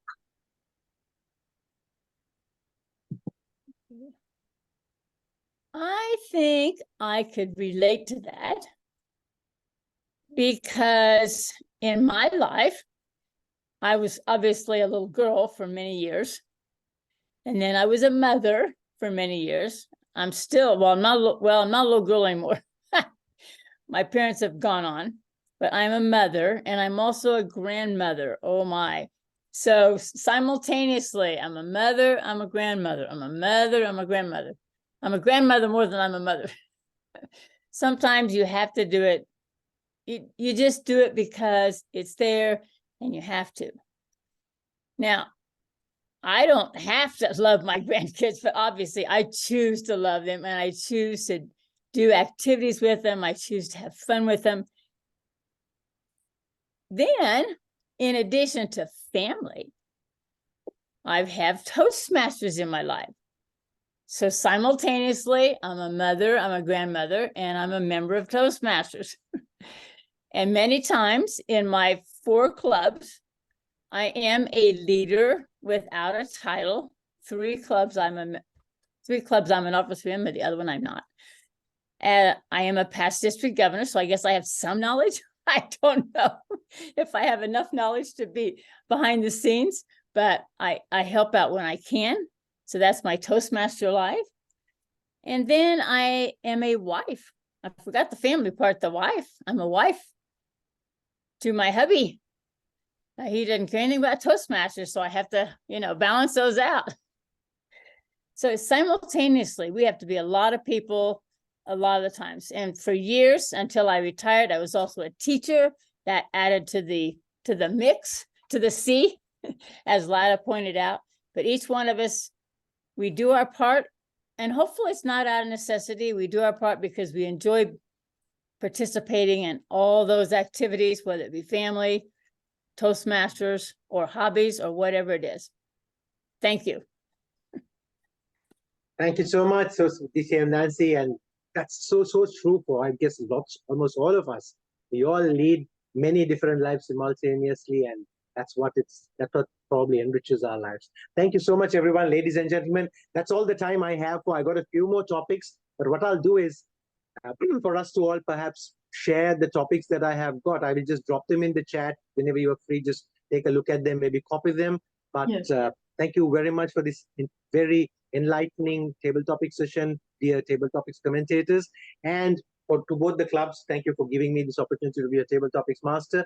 And let me hand over control back to Kim or Tia Modi. Madam Kim, over to you. Thank you very much, Fahaz, for those thought-provoking questions from the leaders, and the people of the leaders and the people of Sri Lanka. Very, those questions are not easy, but they definitely are worth thinking about. So without much ado, let's go on to our final segment, which is a technical evaluation segment. And this technical evaluation segment will be led by Nuru Munawara from Sri Lanka. Over to you, Nuru. Thank you, Toastmaster of the Day. Good evening, a good day to everyone. Ayubowan from Sri Lanka. Yes, what a fantastic meeting that we have. So we have come to the very important session, the evaluation segment. So before going forward, I just wanted to, we will be doing the evaluation, then will be followed by the role player reports and followed by my general evaluation. So we had 2 prepared speeches today and 4 table topic speeches and a wonderful keynote speech. Anyway, he will not be evaluated. He will not be evaluated. And our first speaker for today was Janet. And she will be evaluated by Toastmaster Prabodha from Voice Your Dreams. Prabodha Chamari is a chemical and process engineer, and she is a product specialist. And she is a member of Voice Your Dream Toastmasters Club and immediate past president of CBL Foods Toastmasters Club. Toastmaster Prabodha, over to you. Thank you, Madam General Evaluator. DTM Janet Fuchek, you had 3 hurdles in this speech: inspire, made us laugh, and make us engage. And that is not easy, but you found a brilliant way to climb all 3 at once. 3 objectives in one dive. Laughing yoga. You inspired us, made us laugh, made us engage, and proved that the world laughs when we laugh. I absolutely loved your energy. Every time you called upon one of us, you made us engage, you made us laugh, and proved that we are part of it. At one point, I was just wondering, is she giving a speech? Nah, you didn't just give a speech. You created a speech from all of us. We were all part of that stage. We couldn't be out of it. We were part of that show. And that was your strategy, DTM Janet. That's how you excelled at engaging with audience. And that is fantastic. In this mind-blowing speech, I think that it is outright inspiring. And do I need to say you inspired me? No, I just could feel it. I'm sure others would feel it too. It was beyond inspiring, it was therapeutic. And all speeches, we have something to improve, and it was very hard for me to pick one, but I just think that I could just tell one point related to the flow of the speech. When you started your speech, for like 1 minute, there was no laughter.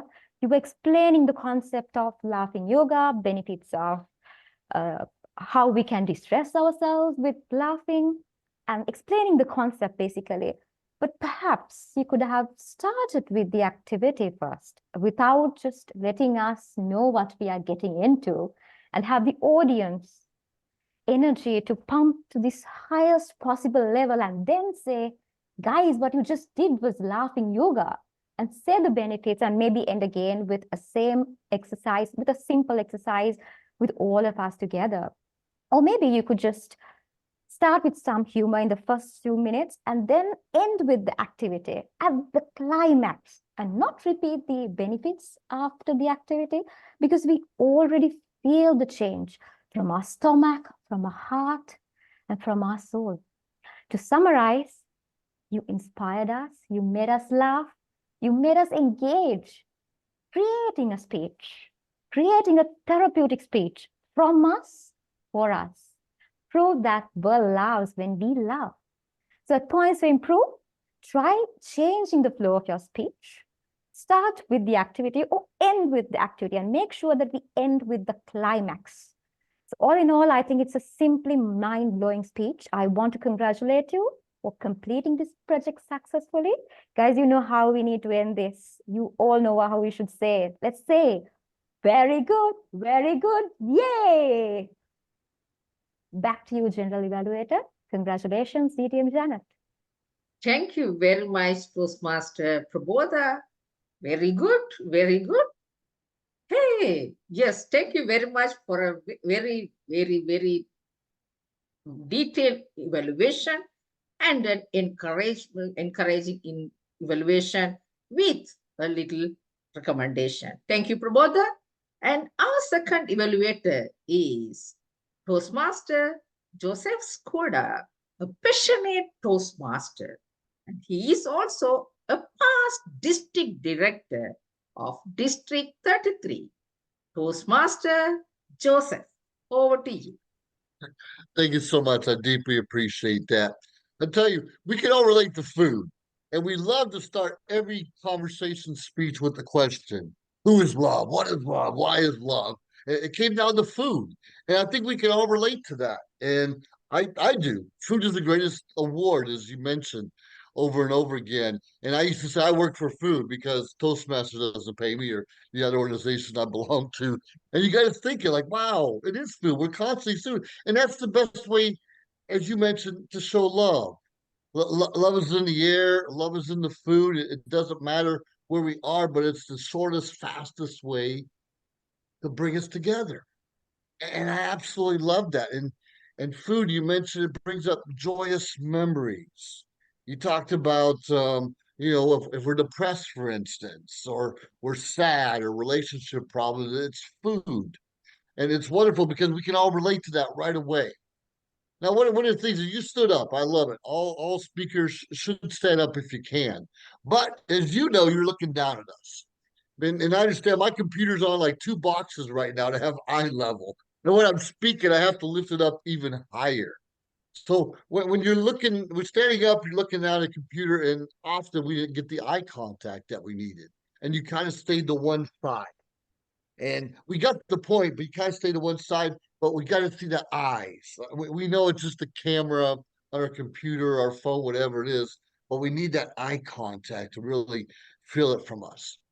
And we know the technical issues. All of our computers freeze up from time to time, and we put a computer in a box a couple times. Every now and then, the computer falls. I know, I can relate to that.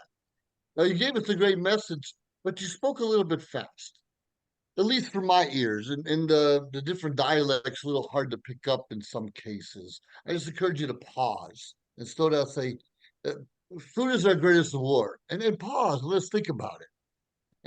And talking about how joyful memories. You know, every joyful memories about that, and step back and pause so we can think about that. It's wonderful. But it was a great conversation. I'm sorry we lost a little bit of you. Now, I'll never forget that. The shortest, fastest way to make new friends is through the art, through cooking, through enjoying a meal. I think that was very exciting. And that is the greatest thing we can all relate to. Every one of us likes to eat. Some of us like to eat more than others. That's why I'm not staring at the moment. But regardless, it was a very good conversation. I enjoyed it. Just encourage you to slow down a little bit and put the computer at eye level. And I appreciate you standing. Back to you, Madam General Evaluator. Thank you. Thank you, DTM Joseph Skoda. Wonderful evaluation. I am sure, yes, as you said, that Toastmaster Tanuja had had to improve her virtual presence, the Zoom presence. And yes, once you get used to it, you will be okay. I am sure that in future meetings, you can make it for sure. So the next comes the table topic evaluation. So the odd number of evaluations will be evaluated by Toastmaster Nadika, and even numbers will be evaluated by Toastmaster Shiromi. So odd number of speeches, the first and third speaker will be evaluated by Toastmaster Shiromi Malkanti. Toastmaster Shiromi is a charter member of VYD Toastmasters Club, and also she is a civil engineer attached to Road Development Authority. Toastmaster Shiromi, over to you. Thank you, Madam General Evaluator. So I'm going to evaluate the odd number of table topics today. So today the first table topic was taken by DTM Abdul Fatah.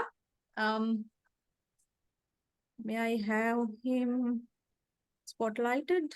So I can't see. He left the meeting, Shiromi, but you can go ahead with your.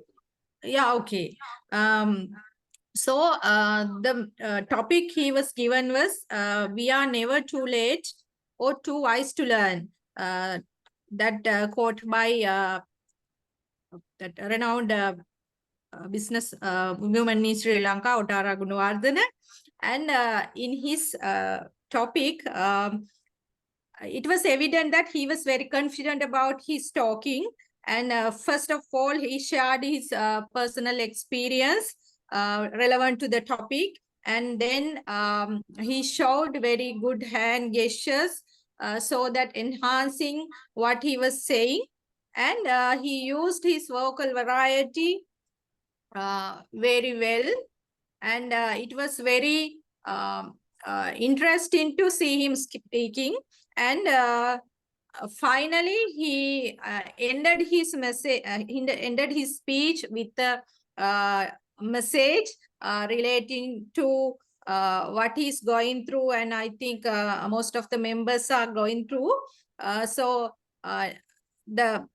the topic, never too late or too wise to learn, we all should have the same opportunity, though in which age or in which situation we are in. So he ended up his speech with a very good message.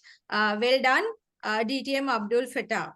And next, my speaker was given the third topic, Toastmaster Lada.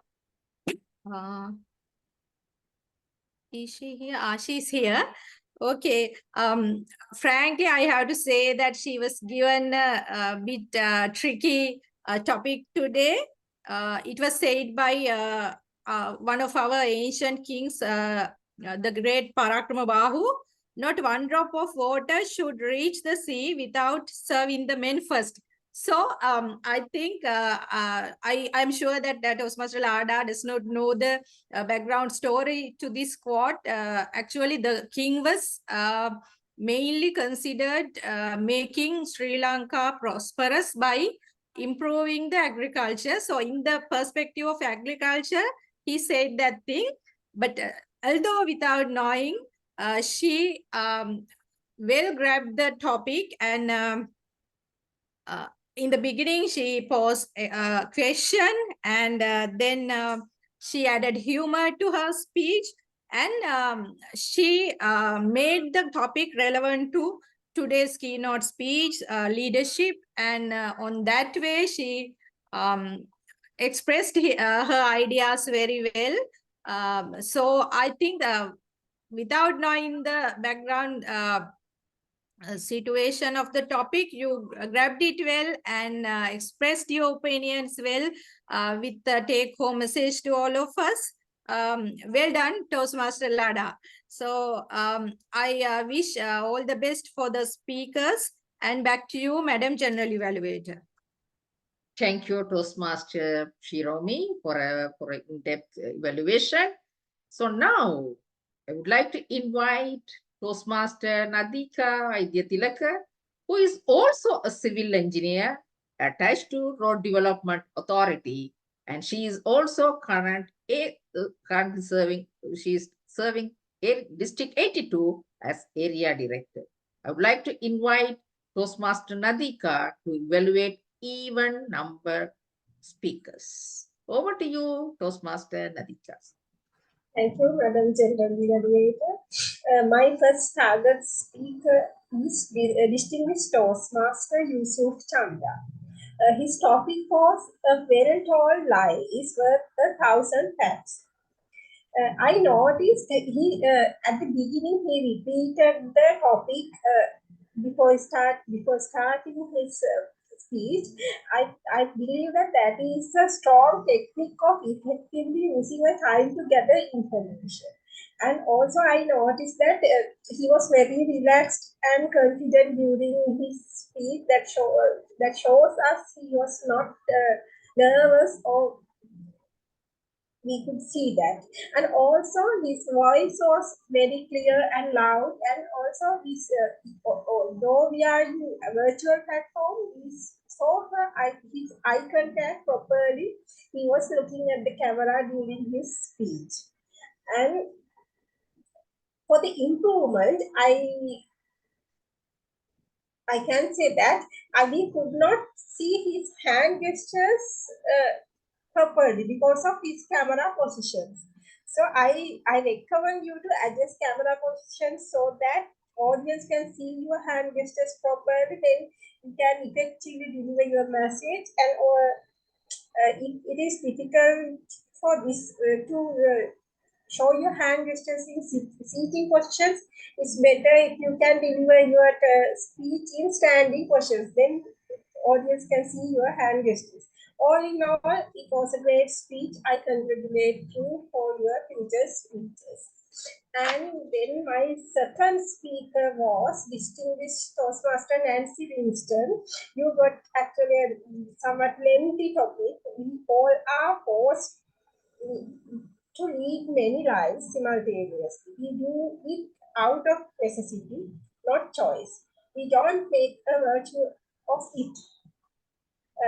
I noticed that you are very confident. You talk with a smile in your face throughout the speech. It shows your level of confidence. And also you took examples from your personal life, how you lead different roles as a wife, mother, grandmother. And also I took some examples from Toastmaster's life, how you lead different roles in your Toastmaster life, and also you explain some roles in your corporate life too. So and also as a recommendation,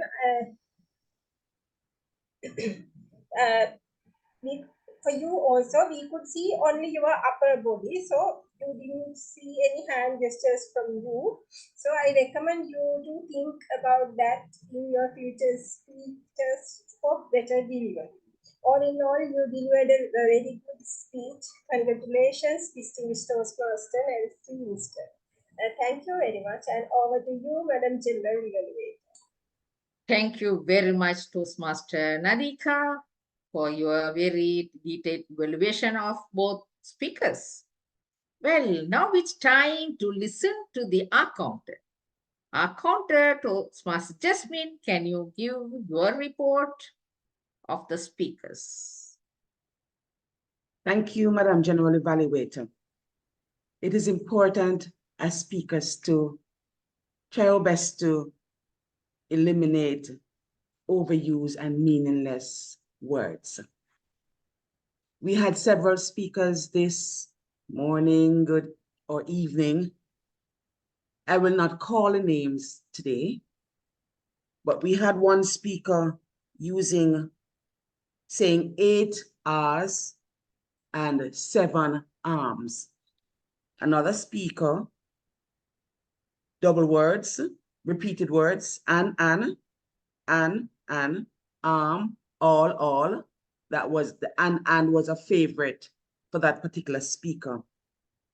We had another speaker using 4 repeats, some ms and arms. We had 46, So let us try to eliminate those words. Another speaker having 3 arms. So the next time around, we might just call the names, but for now, I want to challenge you to use less filler words, as there is no room for fillers. So let us do it, no room for fillers words and crutch words. So in our next speaking engagement, let us ensure that we will be eliminating crutch words and filler words. Over to you, Madam General Evaluator. Thank you, Toastmaster Jasmine. Now it's time to listen to the timer. The timer for today is Toastmaster Dilashini from Voice Your Dream Toastmasters Club. Over to you, Dilashini. Thank you, Madam General Evaluator. Let me share my screen.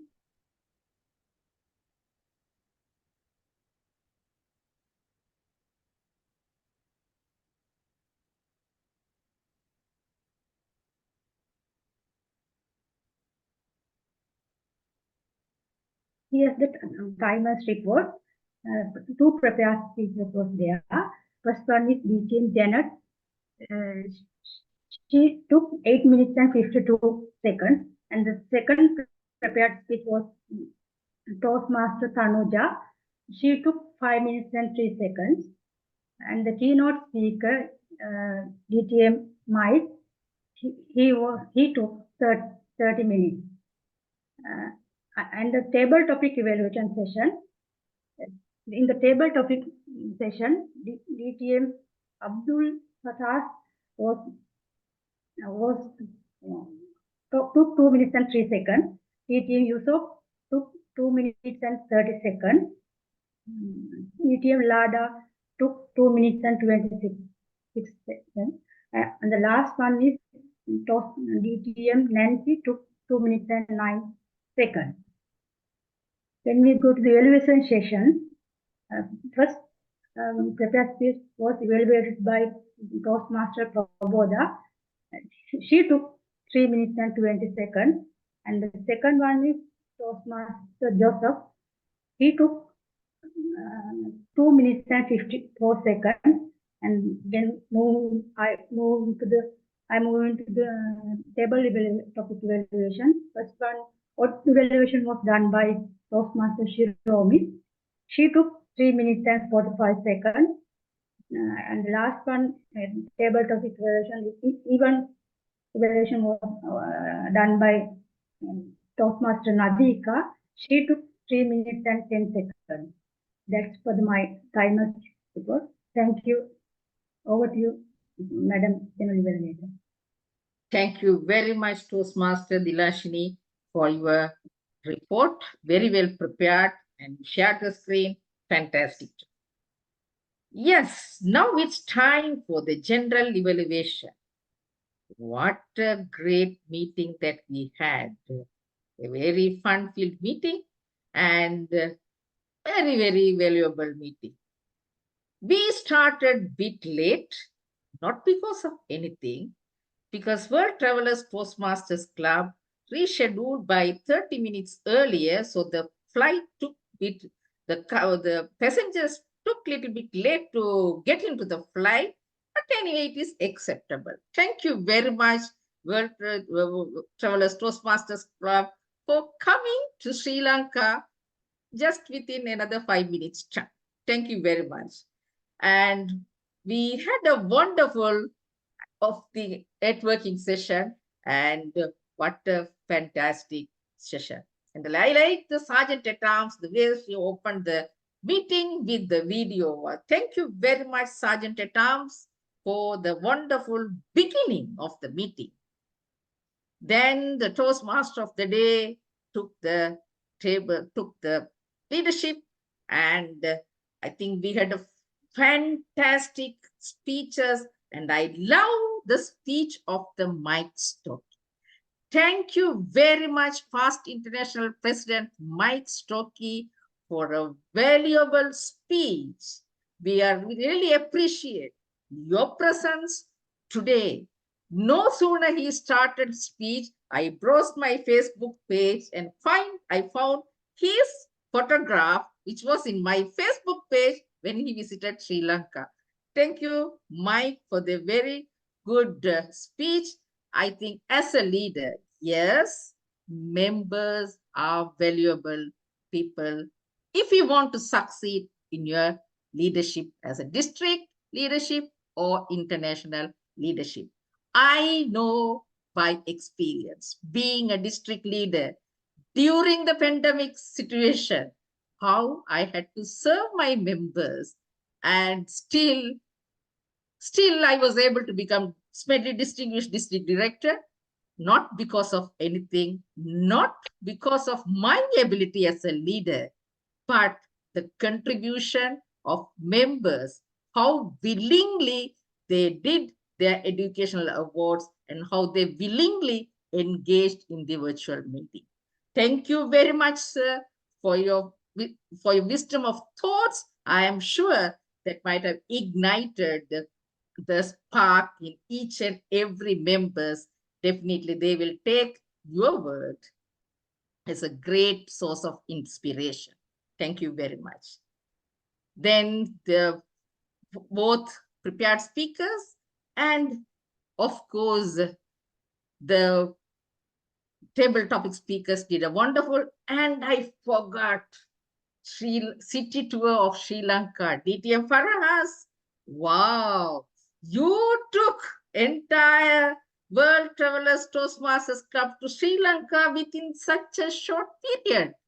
So I am sure most of the Toastmasters who are in presence today definitely will mark their date on their calendars to visit Sri Lanka one day. Thank you very much, Farhas, for a wonderful presentation. And I think all were worried about how you are jumping from one place to the other, from Dambulla to Sigiriya, Sigiriya to Jaffna. Well, that is again an art of presentation. Thank you, Farhas. And finally, all the evaluators, thank you very much for your wonderful evaluation. And Toastmaster of the Day, thank you very much for driving the meeting from the beginning till the evening with the dynamic and with live appearance of yours. Thank you very much, Toastmaster of the Day, for conducting the meeting. Finally, a big thank you to both World Travelers Toastmasters Club and my club, Voice Your Dream Toastmasters Club, for hosting this joint meeting. Back to you, Toastmaster of the Day. Thank you very much, Nuru, for those insightful feedback and for the clubs. Now I shall hand you over to our President, Joseph Skoda, for the closing. Over to you, Joseph. Thank you so much, Kim. After hearing Nora, I have nothing else to say. You covered everything just fine. First of all, aloha. I happen to be in Hawaii right now, and the meeting started at 3 a.m. for me. I thought it was 5 because I'm in California a lot, always confusing, but it's all right. What I love about this club is we're from all walks of life, all cultures, everywhere in the world, and it's a different time zone for all of us. But we bring energy, and I really want to appreciate past International President Mike Storkey, and I guess it's around midnight your time. I understand it gets rough, but the energy you brought and reminding us, dedicated to mentoring is what leadership without a title is all about. And thank you for reminding us about that. It's a big deal. Praneeth, thank you for bringing your Sri Lanka team here. It was pretty exciting, and I might show up a little bit late, but I'm always learning and growing from everyone we get to talk to, and it's exciting. And that's what Toastmasters is all about. Yeah, we argue about some of the fees and some of the different trainings we have to do, but we're growing, we're learning, we're stretching, we're getting out of our comfort zone. And because of it, we're all becoming just a little bit better. Now, I encourage you to continuously reach out to all of us. We all belong to different clubs, and it's important we interact with each other on a regular basis to have a better and stronger understanding of who we are. And we are all people, and I'm a person that loves food. So if you invite me to your club, if it's in person, I hope there's food because that makes me feel better inside. But anyways, mahalo once again, and thank you for joining us. And we hope to see you again soon. And once again, invite all of us to visit your clubs too, because that's what makes us even stronger. God bless you all, and thank you. And World Travelers Toastmaster Club, I don't have my gavel, but turn. Thank you. And this is when Eliza said, okay, everybody, leave us your comments.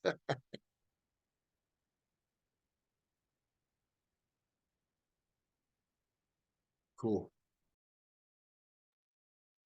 So we've come to the end of our meeting. Anybody else wants to say anything?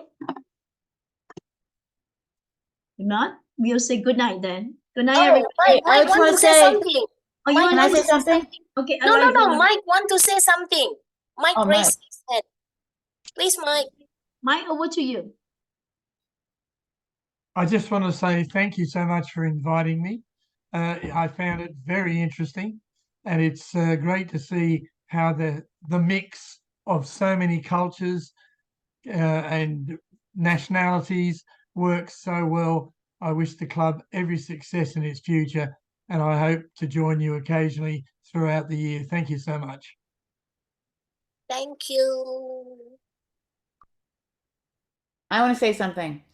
I'm coming to Sri Lanka. Me too. Oh, yeah. Do it, Lara. Yes, it's gorgeous. I didn't even realize he was Sri Lankan. I didn't realize Oh my that. God.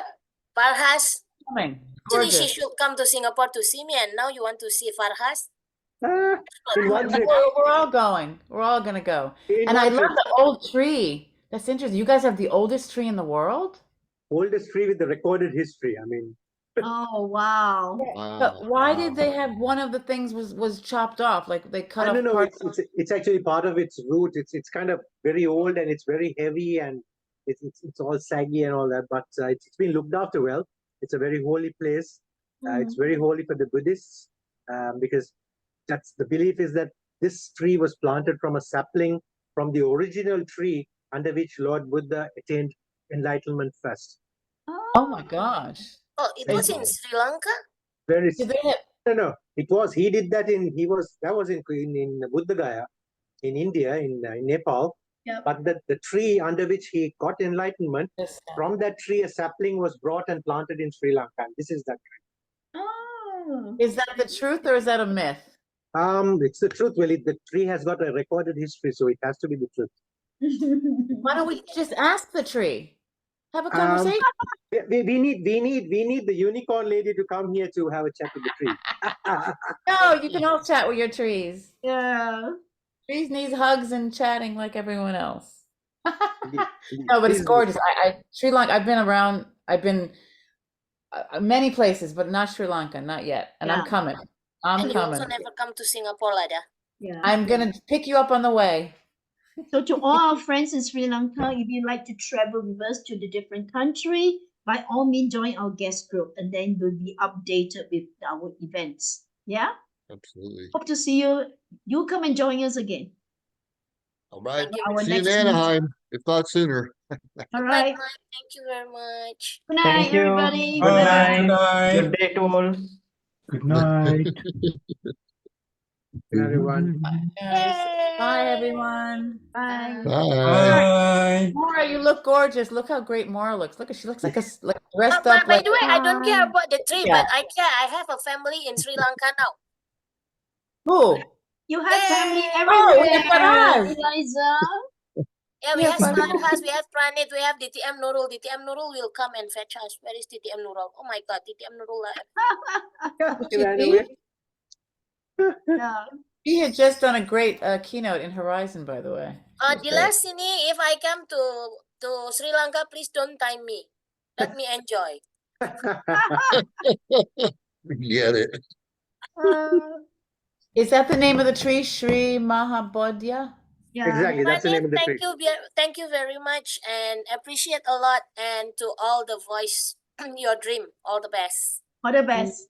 Hope to see Yes, you guys again. thank you. The Thank you best. very much. Yes, Thank you, we will have everyone. a meeting again, maybe in the future. Yes. Thank Yes. you very much. Absolutely. That's Good a night, great, everyone. great title Thank you, for. President Joseph, Pranit. good morning. Right. I I love don't know the you are is a title good of the morning group. or good night. I I don't love even know. See you See you. Wednesday together with Lada. Mara, you look amazing. Do you always dress up like this? It's so gorgeous. That's why we have that. a different type. That's We her have night a clothes. unicorn. We have a. Look at that. That's like gorgeous. Oh my gosh. I think she's We going to need a to give her party an after this award. meeting. Can she get an Yeah. award for the best dressed Toastmaster? Hey guys, we are having a luck dually at Horizon on Wednesday. So please join for Horizon. So Lucky Maura her. will be the evaluator there. Lada will be, I don't know. Yeah. What will you be, Lada? I might not be there. Oh, I have to tell you that. I might not be there. Or you are not going to be there? I might not. I'm going to tell you. I'm going to look for someone else because I think I can't. Ram, can you be there? Where? Horizon on Wednesday. Wednesday. Wednesday. It depends on what time, Eliza. Night, 12 my time. I don't know what time is yours. And 12 my time, yeah. 12 noon my time. That's like 4 in the morning. Oh no, is it really? No, 4 in the afternoon. This time, what time is now? Oh, this time. It's 3 p.m. for me. Yeah, 4 p.m. your time. No, 5 p.m. It's noon.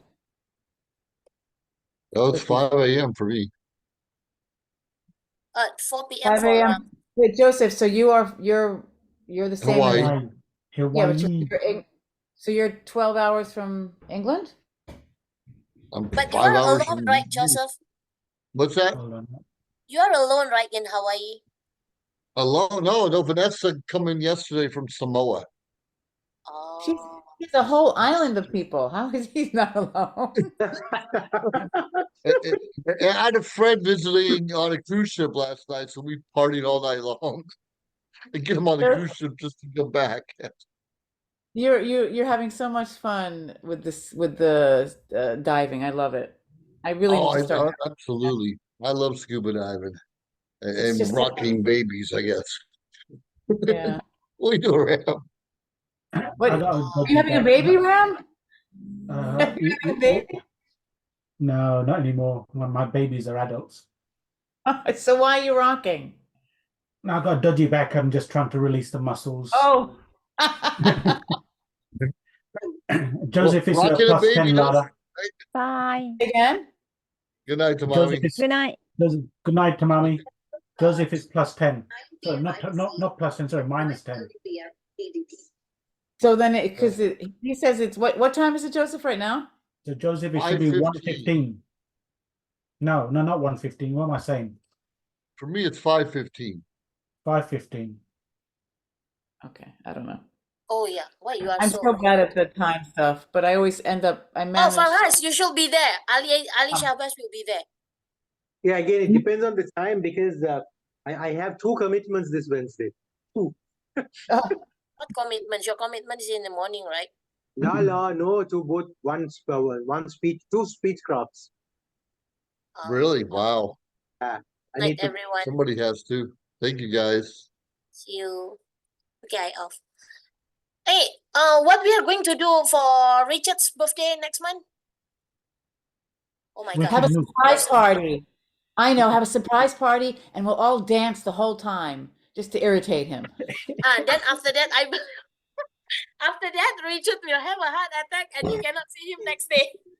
No, we'll do belly dancing. We'll do all sorts of different dancing. Wouldn't that be great? You know what? I give him a surprise tonight. Let me share with you. He would just go off and never come back. Can you see this? Can you see this? What is it? Oh wow! Why did he do that? No, he said hello, Eliza, and you know what? He actually doesn't know that I have his number. What do you mean? What that was WhatsApp, right? Yeah, and he actually never tell everyone about his WhatsApp, and I was in his club, so I took his number. Did you write to him first? Yeah.